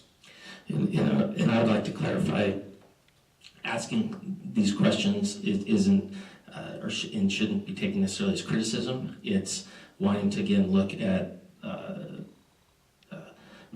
potential bad case scenarios and then think of ways in which we can mitigate those. But I do think that the questions are important to ask and necessary to ask. Mr. Volz, go ahead. Yes, for the record, Fred Volz. First of all, to go to the point about the Clark County School District, large users have had a choice thanks to 704B, and they have tremendously large negotiating powers because of the amount of electricity they're using. That is not the case for the typical renter or homeowner in this state. And I see another legal problem beyond the one that you folks were just discussing a minute ago, and that is the constitutional amendment, not a statute, requires the legislature to reduce costs. And so what is reduction of costs? Is it a fraction of a cent? Is it 20% of what people are paying now? If the legislature doesn't actually reduce those costs, they aren't following the constitutional requirement. They have a problem. Also, if you put the cap, as you were suggesting, for some sort of period of time to mitigate the rate shock, or you mandate that the rates must go down day one, that's another option potentially. Will anybody show up to provide the service is the question. Because they're going to have costs to provide, any new provider is going to have costs in order to bring that electricity to the ratepayer at their site. And if they can't make any money on that, they're going to have to recoup that at some point in the process. As far as guaranteeing rates for 25 years, that is just, again, fantasy land thinking, because when you go to this Texas website that's been cited multiple times, you'll see that the best you can do as a regular residential ratepayer is 6 months to 5 years for locking in a rate. So there is no long-term guarantee available to the average person, which is very, very different from the 704B exit customers. And finally, for those who are not familiar with the history in this state, as opposed to what's happened in other states, in the early 2000s, thanks to the Enron problem, scandal, however one wants to characterize it, the retail prices had to go up dramatically because NVE was paying so much more in the wholesale market that that was the only thing that saved the company from not going bankrupt. So I think we have to keep that in mind too as we're putting in any sort of caps on rates or even mandated reductions, because ultimately those costs have to be paid. That's the bottom line. We've discussed that during these workshops before. It's still just as true today as it was several days ago. Thank you. Thank you. And while we're in the workshop discussing costs today, I'd like to change or shift the focus just a little bit to the Kern River pipeline. And my understanding, and again, anyone please come up and correct me if I'm misunderstanding, Kern River pipeline is a natural gas pipeline, and currently NV Energy has a very prominent standing in access to the natural gas that's supplied by that pipeline, which impacts electric generation costs. And there's quite a number of other entities that are in the queue, so to speak, that want to move up in access to that natural gas pipeline. And if NV Energy is required to divest of its generation assets, including possibly its access and standing to the Kern River pipeline, other entities will have a lower place in the queue, and would that impact natural gas costs in the state? Could that impact natural gas costs in the state? Which then could translate, again, to potentially higher bills. Mr. Thompson, thank you for coming. Mr. Chairman, for the record, Danny Thompson, you know, that's something that's not been, is an unintended consequence of this initiative. Currently, residents in Reno, as you are aware, their natural gas is provided by Sierra Pacific. And Sierra Pacific, through NVE, I guess they're going to speak, but this is one of the things that we have looked at. They buy natural gas in big blocks to run their power plants. If they have to divest themselves of generation, which they would have to, they would have no need to buy natural gas in the blocks that they buy it, and it would become a cyclical thing for those people who buy natural gas from Sierra Pacific NV Energy in northern Nevada, and I don't see how they would be able to maintain the cost that they do. I don't want to speak for them, but I don't think there's any way you could do it any other way than raise the price of those residents who are currently purchasing natural gas from them. Thank you, Mr. Thompson. I'll go to Ms. Barbash from NVE, and then to you, Ms. Terwilliger. Thank you, Chairman Reynolds. Carolyn Barbash from NV Energy. I won't try to predict what would happen to natural gas prices. I guess if I could do that, I may not be here with you all today. But I think Mr. Thompson hit on a few things. If NV Energy divests its generation assets and has no need in southern Nevada for the long-term gas firm transportation contracts with gas. I don't know. I don't know who else is in the queue, but there's a few things that could happen. NV Energy may be able to assign those to the new generation owners. However, independent power producers don't normally lock themselves into firm gas transportation contracts, is my understanding. They normally rely on spot market transportation because it's less expensive, less reliable, less expensive. It's their choice. So it may just be that anyone that's in the queue would be able to take that contracts if the new generation owner didn't want assignment of them. In the north, in northern Nevada, it will be quite a different scenario in that the natural gas prices to local distribution customers in the Truckee Meadows area would go up as a need for Sierra Pacific Gas LDC to retain those firm gas transportation contracts in order to meet its obligations to serve its customers in the Truckee Meadows. We've discussed here before, there's probably 20 to 25 million in firm gas transportation contracts that will need to remain with the local distribution company in northern Nevada, the Sierra Pacific Power Gas LDC. That is currently, those costs are shared between the electric company and the gas company. That's right. You discussed some of that last week. Now that firm gas transportation will not be available to new owners of the generation plants because of the high need for a gas LDC to retain firm transportation contracts. So there may be a need for new pipeline capacity in northern Nevada under that circumstance if the owners of the generation plants in northern Nevada wanted to lock in firm transportation.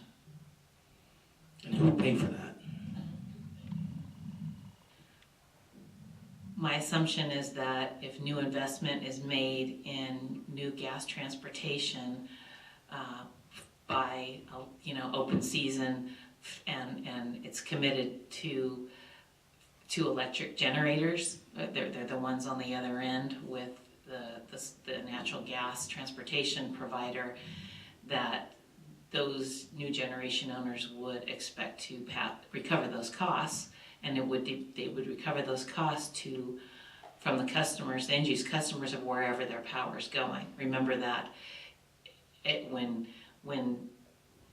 their new owners come in and own generation in Nevada, they can sell to Nevadans or someone supplying Nevadans, or they can sell outside of Nevada as well. And it would follow that the final end user of that wholesale generation would pay for the increased gas transportation costs. Thank you. Mr. Williger, good afternoon. Good afternoon, Chairman. Thank you. DeBridge Williger with staff for the record. This is something that staff has been thinking about for a while. It's hard to say if there's a concern. So there, at least our understanding, we don't operate, we're here in Nevada, but is that the New England, where there's restructuring in New England, there's concerns about these independent generators, the IPPs, independent power producers. They don't have the firm contracts, which you just heard from Ms. Barbash. They don't maintain firm contracts on the pipelines there. And so when we think about Kern River particularly, and it's already, nearly fully subscribed, what happens if the independent generators down there in the south the folks who buy the divested plants don't have firm contracts and they need to go out and get it on the spot market? Will there be increased prices? Now, we don't know, and the good news is that Las Vegas and cold weather don't usually mix, so I think the problems they've had in New England with spikes that the IPPs have seen during cold weather, because they had to go get the gas on the spot market, it might be less of a concern in Southern Nevada because of, cold weather and Las Vegas don't typically go together. But I mean, it's a concern when you talk about the subscription for El Paso and Kern River and how subscribed they are, and you don't have a large vertically integrated utility who's going to maintain those firm contracts on those pipelines. That's something we're looking at and we've been mulling, so to speak. Are there any proposals we could offer for folks we would still regulate under a restructured market? As you know, we won't regulate the IPPs, but is there any way the folks we would touch if we end up having a concern after we research this, is there some regulation we could propose, or maybe even with the legislature, some statute that could be proposed that would mitigate those concerns? So, and I best we've come up to so far is that you'd have to make some obligation with the retail service providers, that they'd have to have some percentage of firm contracts. But there's obvious concerns for the economists on staff that you're limiting the folks who would come here to be retail service providers if they have to make sure whoever they're contracting with has a firm gas contract. So we don't want to also stymie competition. So we've been mulling that issue on staff. Thanks. Thank you, Mr. Williger. And with that, I would to open up any of the comment period today for anyone who would like to give any generalized comments regarding the cost issues that we've discussed today as well as last week. Please, this is your opportunity, so please go ahead. Hello again, Mr. Thompson. Thank you, Mr. Chairman. For the record, Danny Thompson, and I don't know if you've talked about this in the past, but I don't know if there's been any consideration given to the impact on local governments from the loss of franchise fees that are paid to those local governments by the incumbent company. I don't know how much money it is, but I know that they make those payments, and I don't know what the mechanism would be to replace that money. Can you expand on that a little bit further? Because there hasn't been a whole lot of conversation about that. Well, I would assume that if NV Energy is taken out of generation, they would stop making those payments. I don't know. I mean, that's the question. And it would be a better question for them as to what they currently pay, but I know there are franchise fees paid to local governments. And if NV Energy, if this thing passes and is implemented, what happens? I don't know. I don't know either. And so I'd ask anyone in the audience or who's listening, any information that can be provided in this docket to help answer that question would be appreciated, as even in supplemental comments or in comments in our workshops next week. Ms. Barbash, thank you for coming up. Thank you, Chairman Reynolds. My only comment was going to direct you to page 18 of NV Energy's opening comments, and we've detailed out the total that is paid, was paid in 2016 was $143,381,000. So say that again. The total that was paid in franchise, utility, and business license fees by NV Energy in 2016 is on page 18 of NV Energy's opening comments, and it's $143,381,010. And who is that paid to? Those are paid to local governments, mostly in the form of the franchise fee, which is, my understanding of the franchise fees in the local government areas is it's based on the fact that NV Energy needs to put facilities, wires facilities in local government property, and it's sort of an easement payment. However, the fees are based in some part on gross revenues and in some part on net profits in each of those territories. And one of those is the 2% funding for the counties for school district funding. And so when you say local government, say, Clark County, City of Las Vegas, City of Henderson. Correct. Are both at the county level and in the city level? Right. Mr. Thompson? Lyon County. Yes. Mr. Chairman, and I bring that up because I have intimate knowledge about the condition of local government in Nevada. When the housing bubble popped, and particularly in Clark County, but every county literally, and in particular the city of Henderson, they had these inflated prices that brought along with it inflated assessed valuations. And, they had rose dramatically. When the housing bubble popped and everything stopped, literally construction stopped, and those valuations then dipped, and the assessed valuation is the calculation used for them to get their tax dollars. There was a law put on the books back in the 90s that said that local government could only recover costs at 3% a year on a residential customer and 8% a year on a commercial resident. And so they literally lost 50% of their value in assessed valuations. And now they can only recover at 3% a year. And so in the case of the city of Henderson, it will literally take them almost 30 years to get back to the funding level that they were. And so when you talk about, and I know that because I served on the city of Henderson's budget committee, that was an ad hoc committee appointed by the mayor.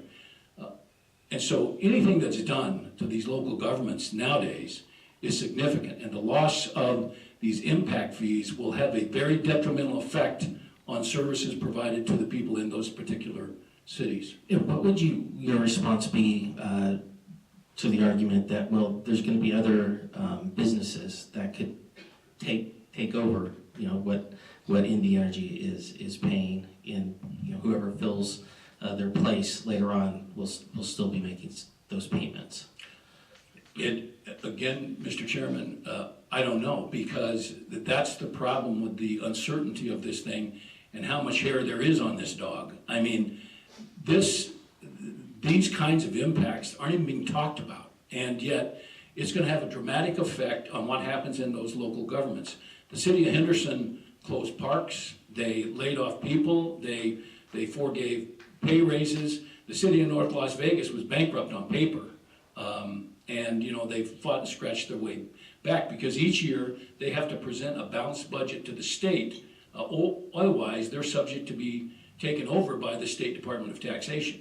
And in fact, it's happened before in the case of White Pine County. North Las Vegas was a candidate for that. They were using their sewer fund, which was illegal actually, to save themselves from bankruptcy. My only point is, I don't know, and so are these other companies that are gonna come here, are you gonna charge them franchise? Are they gonna make up the franchise fees? Because it's not I knew it was a significant amount of money. I didn't realize it was that much money, but it's not a small amount of money. So that's a lot of money. There's gonna have to be a mechanism to replace that money. Otherwise, the cities, which, you know, according to law, don't have the ability to tax, it has to be done by the legislature. There's a lot of unanswered questions like that I don't think people are even thinking about. No, thank you for bringing that up. We want to talk about them here. That's one of the reasons why we're having this workshop. Mr. Williger, go ahead, please. And then I'm going to go down to the gentleman in Las Vegas. Thank you, Chairman. I did want to provide I have some follow-up from staff from last week on our discussion about cost, but I also wanted to provide some feedback on some things other folks said. You know, I do have some concern with the notion or the idea that customers in a restructured market will always have the option of a fixed price or of course, if we have default or polar service and the legislature and or the commission decides that can be, it won't be a volatile rate subject to fuel price changes, that's one thing. But the idea that customers always have a choice to choose amongst different competitive plans that don't have any volatility built in or don't have any changes, the rate doesn't change based on fuel prices or some other factor. I just don't know. I think in Las Vegas, we're going to have lots of competition. In Reno, we'll probably be okay. I just don't know if every place in Nevada, customers are going to have that kind of menu of options of rate packages such that they could choose between a competitive rate that doesn't change subject to fuel or some other condition. So I just note that. The second thing is, I haven't looked at Dr. O'Connor's, he referenced page 21 of his paper. I have not studied that reference. I don't know if it factors in, as he stated, Illinois and several states have had price freezes in place long after they restructured. So I don't know if that measure of less volatility in restructured states took into account those price caps and rate freezes. I'm not sure, but I would be curious to know that, because to the extent that we had the rate caps and rate freezes in place during that time, yes, it is possible that the volatility in restructured markets was generally the same as it is in fully regulated states, because we had a fixed rate, the same as you would have in a monopoly state. So those are just two follow-up points I had to that commentary. No, thank you. Because I do think it's important to acknowledge, and this is the truth, is Nevada does have competitive rates today. When you compare them to the rest of the country, our rates are competitive already. And the experiences of some of the 704B customers can be very different than those that may be experienced at the single family residential level.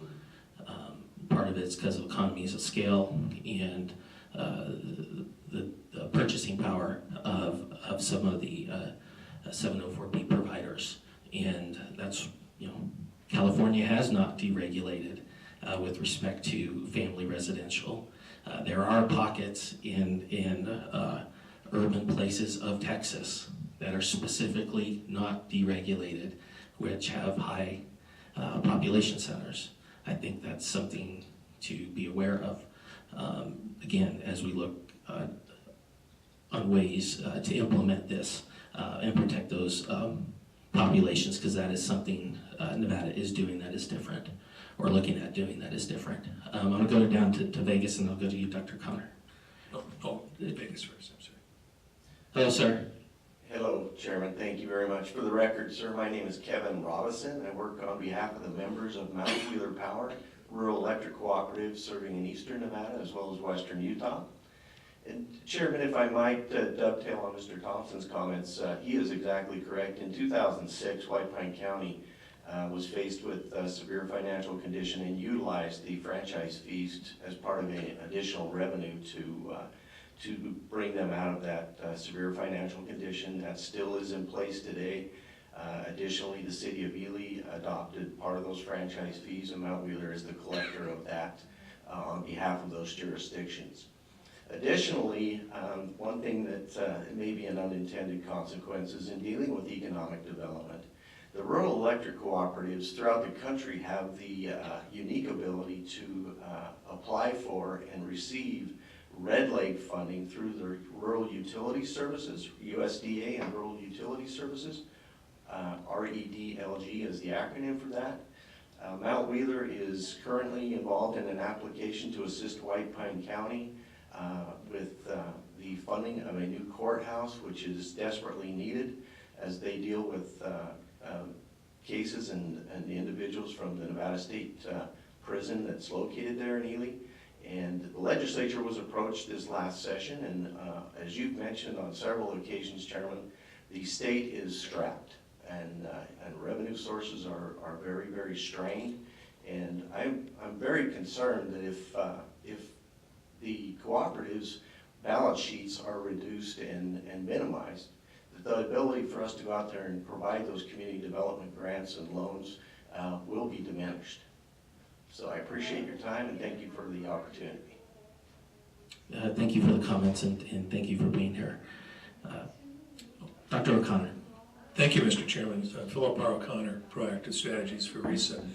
Just to address Ms. Terwilliger's question about the volatility measures, yes, we did appreciate the point that she was making about the different periods of time. So actually the volatility analysis covers three distinct periods. One is the entire period of what I would call the competitive era from 1997 through 16 in this study.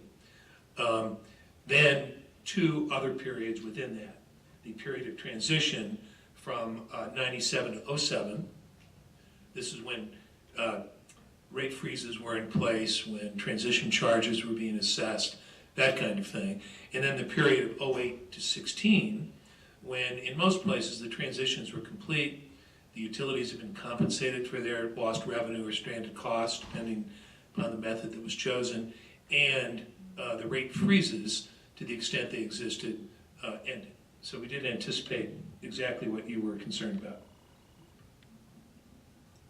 I know we're Go supposed to ahead, address Mr. our questions to you, so I will. No, please go ahead. I understood there were still some rate freezes that were in place even after 2008, though, in several states. Well, if the rate freezes were in place, they were rare and trivial. In any event, remember that what was being measured here is the actual customer bill. Is it volatile? So whether there's a rate freeze or there isn't, of course, that plays into the question of, you're measuring the actual end user volatility, not whether there was a rate freeze in fact or there wasn't. The question is what happens and what's different between the two regulatory regimes of competitive choice on supply and monopoly. So the real question is what's the effect on the customers, not the particular things that were in place. And of course what we find is actually what one would expect, is that people contract for certainty, and they get it. Thank you. If I could just then quickly address the franchise and tax question. Yeah, please go ahead. Because again, I can't speak directly to Nevada, but generally speaking, of course, franchises are just as Ms. Barbash described. They're really about easements and the use of the roads and so forth. So none of that really changes in terms of the purpose of a franchise. The real question becomes the basis upon which the franchise fees are assessed. And again, in all of the other competitive jurisdictions, these issues were addressed. And the tendency then was to change the basis. So to the extent that it was based at all on gross receipts, those were adjusted to deal maybe based on throughput. In Illinois, at the state level, of course, Chicago had a franchise fee. That was adjusted. At the state level, the gross receipts tax was changed to an excise tax. There was no diminution there or any of the other states in the revenues that were realized by state and local governments. And in spite of what was said about the time constraints of the Nevada legislature, I can't believe the Nevada legislature is any less capable of making those adjustments than the other states were. If we're going to say that Nevada can't, well, Rhode Island could, right?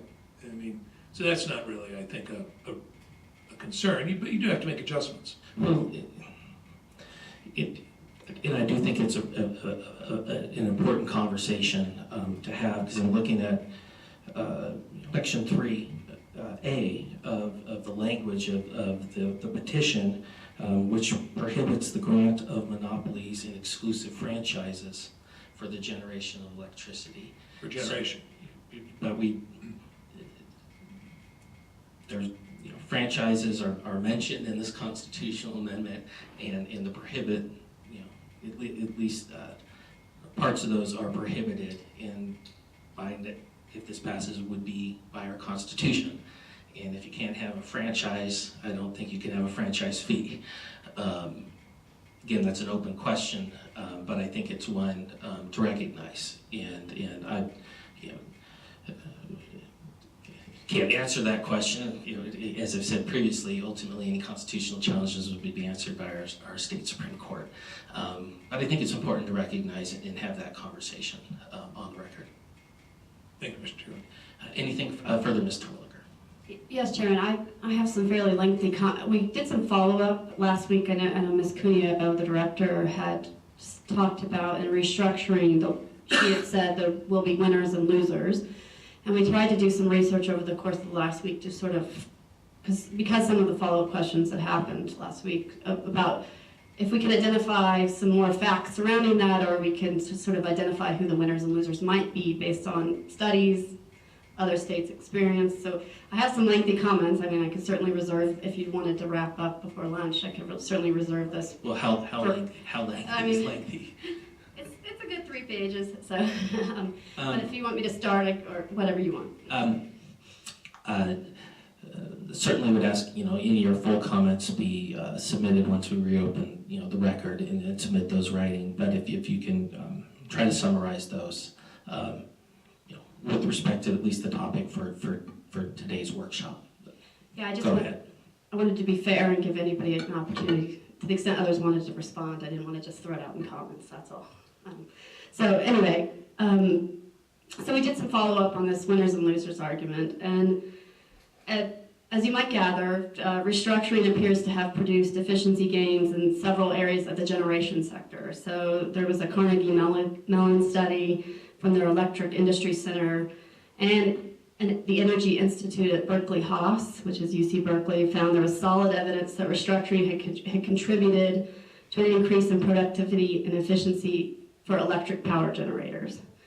And that efficiency is largely captured through labor and employment productivity. So as part of the Carnegie study in particular, employment in electric generation after restructuring, when I'm saying restructuring, I mean the large utility NVE would divest its generation assets. I just want to make sure, because sometimes that term is, it's not clear. So this is under the scenario where Nevada Power Sierra Pacific would divest their generation assets. So the Carnegie study found that employment in electric generation had dropped 29% in states that, and this is just for the generation sector, I want to be clear, that underwent restructuring compared to a 19% decrease in the entire utility sector's employment. So as a group, generators in states that have retained the traditional regulatory structure have seen smaller efficiency gains, but that of course means the efficiency gains were made, but jobs were lost. That's what that means. Explain that again. So there were efficiency gains. They were more efficiently operating the plant, the generators. So that does mean reduced jobs typically. So, did you have a follow-up No, question? no, Okay. I just wanted to make sure I heard you correctly. Go ahead. Now, those efficiency gains do lead to lower cost, the cost of producing electricity is lower. That's what that means. Now, some of these studies then went and said, does that cost of producing electricity that's lower, does that flow to the consumer? And the studies have found that is far less clear. So studies from, now I have to caveat this, there's studies from industry and consultants who have said there's a clear link between reduced cost of electricity production and reduced cost for customers. But academia studies have found that there is not always a direct link between reduced cost of power production and reduced cost to consumers.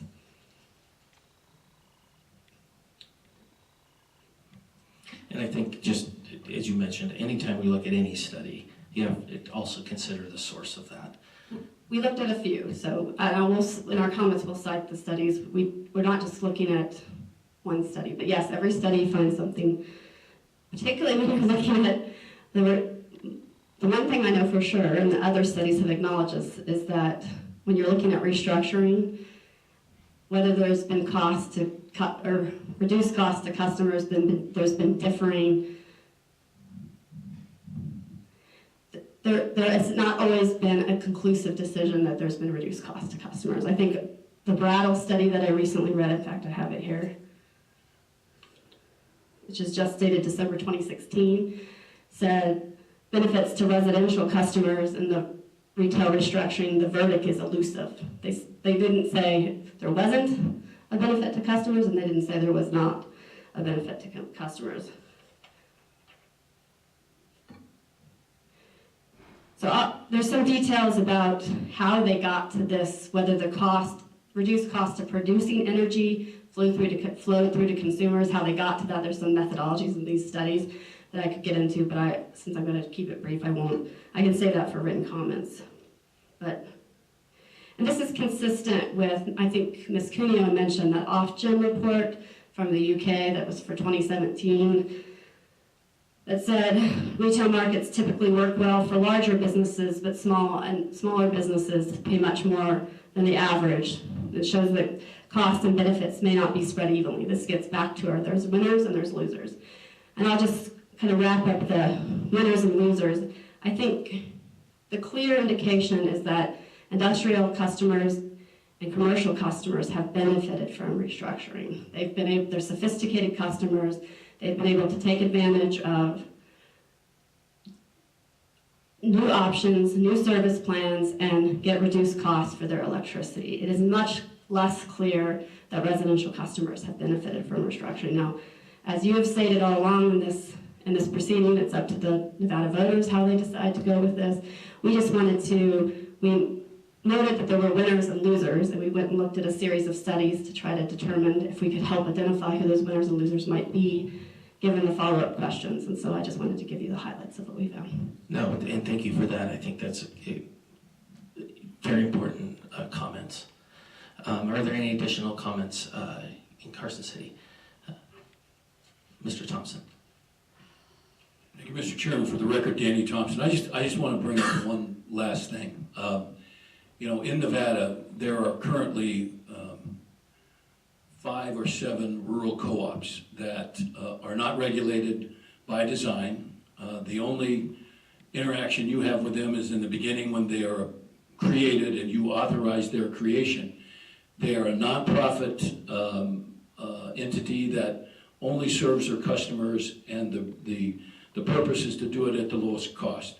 And they were created in rural areas where it was, the incumbent utilities at the time were different, and I don't know, maybe they didn't want to go out there, because you'll have somebody down a dirt road 17 miles, and that's not the kind of customers that you make a lot of money on. And so along comes question 3, and I have to tell you, the co-ops in Nevada have done a great job representing the interest of their members.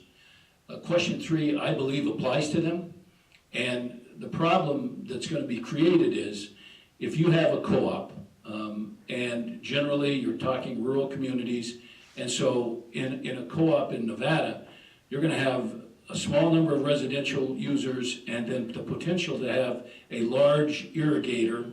Generally, it's an irrigator, somebody who pumps water for farming, is gonna opt out of that system. And then the people that are left in that system then are gonna be stuck with substantially increased prices. And I know that they're not regulated, but I can see a scenario where this is gonna be a disaster for those co-ops if people are allowed to pick and choose and leave the co-op. I think this is gonna create a disaster in rural Nevada like we've never seen. As chairman of government affairs, I dealt with some problems fights between the irrigators and the residential users. And I will tell you that this is a real problem and if I were a rural legislator, I'd be very concerned about this. And I know this is not your purview, but it's something that may, figure into the equation before this is all over. Thank you for your comments, Mr. Thompson. Mr. Bolts, go ahead. Thank you. For the record, Fred Bolts. I just have one comment, Chairman, and that is throughout these workshops, we've been talking about costs and other implications. What we really still don't have are the Nevada-specific savings that could be realized, and it would be great in the submitted comments after January 31st if the proponents, now that they know some of the possibilities as far as regulatory oversight and other things that they'd be operating under, to actually quantify that for everybody who's interested in this so that we know what they are going to claim that they can do in a very clear way. Thank you. No, thank you. I think that's an important observation.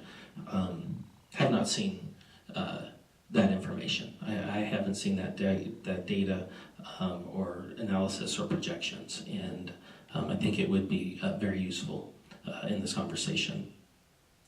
Any other comments in Carson City?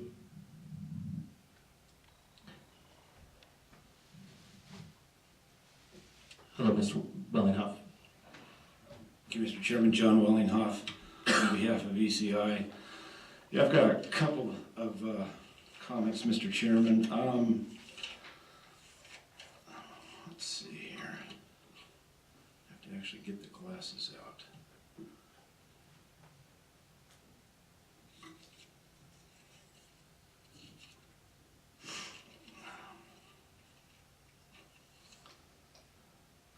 So we've been talking today about benefits and how to maximize those and potential costs and risks and how to hopefully minimize those.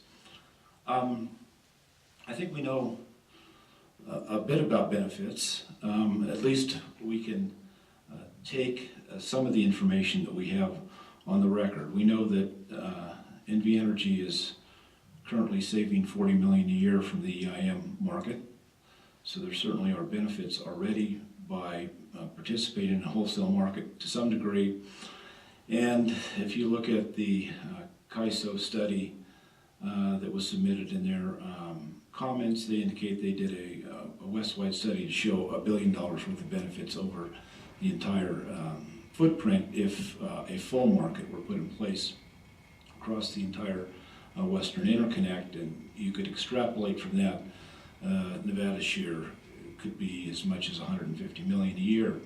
Certainly, there are entities in the state who have already seen that there are benefits.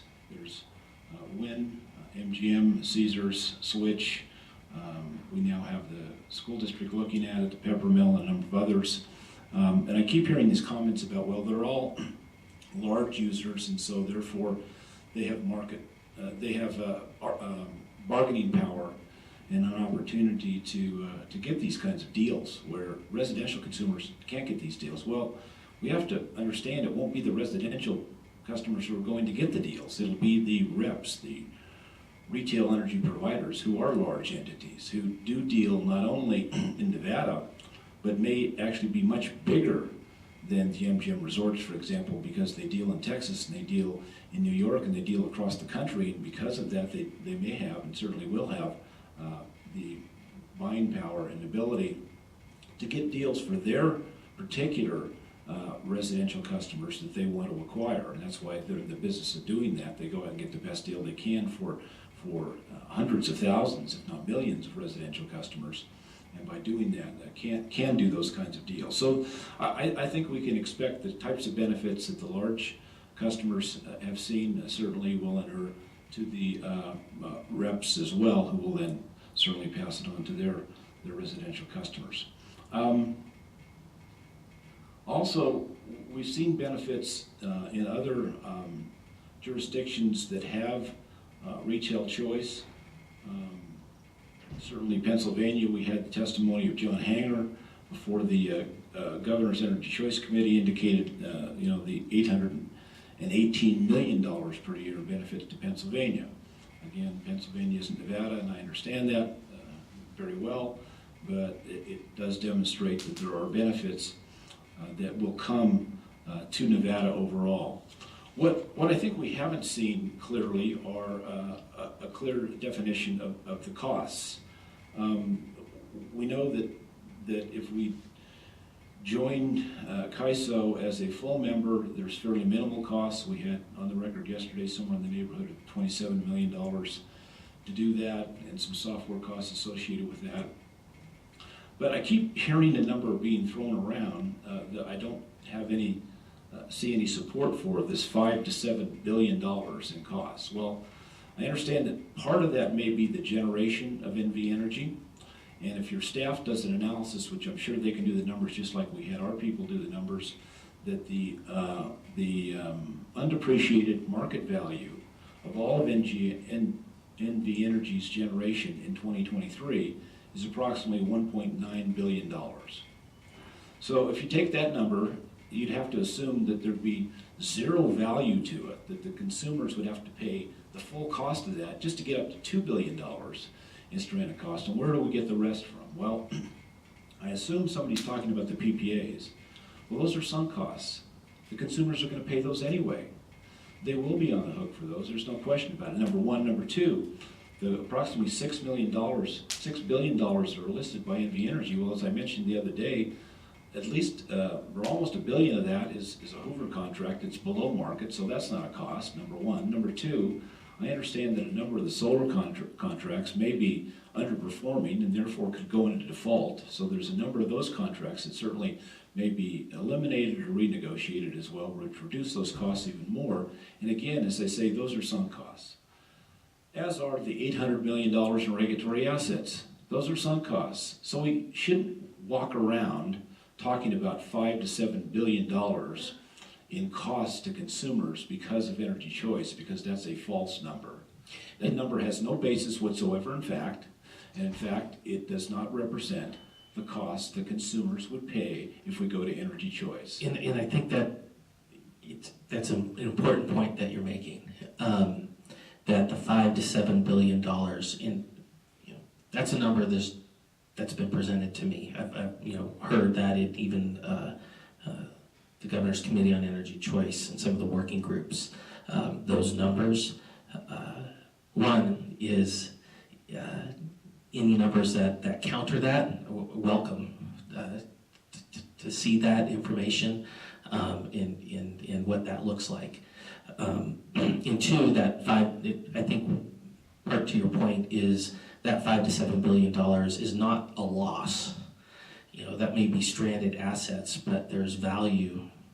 Even assuming that number, there's still value in that $5 to $7 billion to be realized to offset those numbers.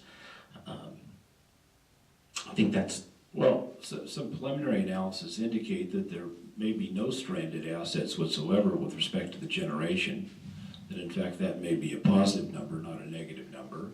And again, with respect to the PPAs, I don't see how you can count those as any cost at all, because again, that's a sunk cost. consumers are going to pay those anyway. They are on the hook for those, there's no question. So they're not it is in fact not an incremental cost. So it's kind of like the, I guess, there was an old quote about Oakland, there's no there there. Well, in the $5 to $7 billion, there's no there there. So there's no substantiation whatsoever to support that number in any shape, or form, because no one has done the analysis. No one, and I will readily admit it, there is no cost analysis. No one has done the analysis to determine what may be offsetting value that you readily recognize, Mr. Chairman, there may be to some of those assets ultimately of the generation. As I say, the PPAs, I don't think we can even talk about the PPAs. They're not in the mix as I consider it. And again, any information analysis that you can provide, even in the supplemental comments, is welcome. I think that number is talked about because it is one of the only numbers we've heard, and any information to balance the narrative in that regard, I welcome, because again, I wanted to again clarify the issues, clarify the decision points on this. And so if there's another side to that coin, I think it's important to have that in the record. And with respect to your comment about the $800 million in regulatory liabilities, in my mind, one, you're correct that we're already on the hook for that. I think it's just with the petition, it gives a date that the bills may be due. Otherwise, to the extent, the analogy that it's on credit, it's a liability that Nevada owes. Ratepayers are on the hook for already. If there's a divestiture by NV Energy in July, and kind of the landscape changes in July of 2023, you have to pay off that credit card all at once at a specific given date, as opposed to right now, it's out there, it's factored into our general rate cases. And that's the different dynamic that I'm thinking. No, and we all agree it is a sunk cost. But again, how the payment stream goes once the Energy Choice Initiative goes into place is entirely in your hands. It's in the PUC's hands to determine how those sunk costs are recovered, and you can certainly determine what the payment schedule is, or how those payments are made. That will be entirely up to the PUC to do that, because I think you have full authority to do that. The only other comment I have, Mr. Chairman, is there was a lot of discussion at one point about solar in Nevada and solar in California, and I think you were saying something about, well, California has all this extra solar and they'll sell it to us, and so we won't be able to build any here. Let me tell you a few things that I think are correct from all of my experience in the solar industry and talking to many solar developers, large ones, who desire to develop. Number one, I think it's generally accepted in the industry that it costs a penny per kilowatt hour less to develop a solar project in Nevada than it does in California. That's because primarily of the state regulations in California, all the environmental regulations, all the stuff you have to go through to clear, not only the CPUC, but the State Department of Environmental Protection and everybody else that's involved. It just is a very, very expensive process to develop anything in California. And so, number one, we can develop solar cheaper here than we can develop in California. And new solar certainly is going to be cheaper than existing solar in California, because the prices keep coming down in solar, as we know. Even with the new tariffs, the prices have come down so much that I believe that prices will be cheaper. So if we develop solar in Nevada and it's cheaper than the solar in California, the solar isn't going to flow from California to Nevada, it's going to flow from Nevada to California, because it's going to flow from the cheaper prices to the higher prices, I can assure you that. So I think, again, we still have a good opportunity, Mr. Chairman, to develop substantial amounts of solar in Nevada, and I'm sure that we'll do that, and I think history has shown in states that have restructured, like Texas and others, that renewable development flourishes. Thank you. Yeah, thank you, Mr. Willinghoff. Are there any members of the public in Las Vegas that would like to give any additional comment? Hearing none. Is there by chance anyone from the Bureau of Consumer Protection here? Hearing and seeing none. The issue of costs, again, it can be uncomfortable to talk about. We're looking at the future. We're trying to predict what the future looks like, and human beings have been trying to do that since we could walk, and we very much sometimes do not get it right. But I think it's important to engage in this discussion, and with the intent of looking again how to maximize those benefits and mitigate the risks, so that if this goes forward, as we said earlier, that Nevada can have a gold standard and do it right. And I welcome, again, Mr. Willinghoff, any additional information, data, analysis that you can provide in the record on this. My intent is to have a balanced, discussion on this, and if I only hear one set of information, that's all we have. But if there's other information and analysis, I think that's very important to the discussion and to be included in there in these considerations. Because what we're looking at here is again, to create a roadmap of some decision points of information and analysis and discussion topics, not to have all the answers to that, because there'll be a conversation even after this investigatory workshop is done by other entities in the state. And so we just want to make sure that we can move that conversation forward.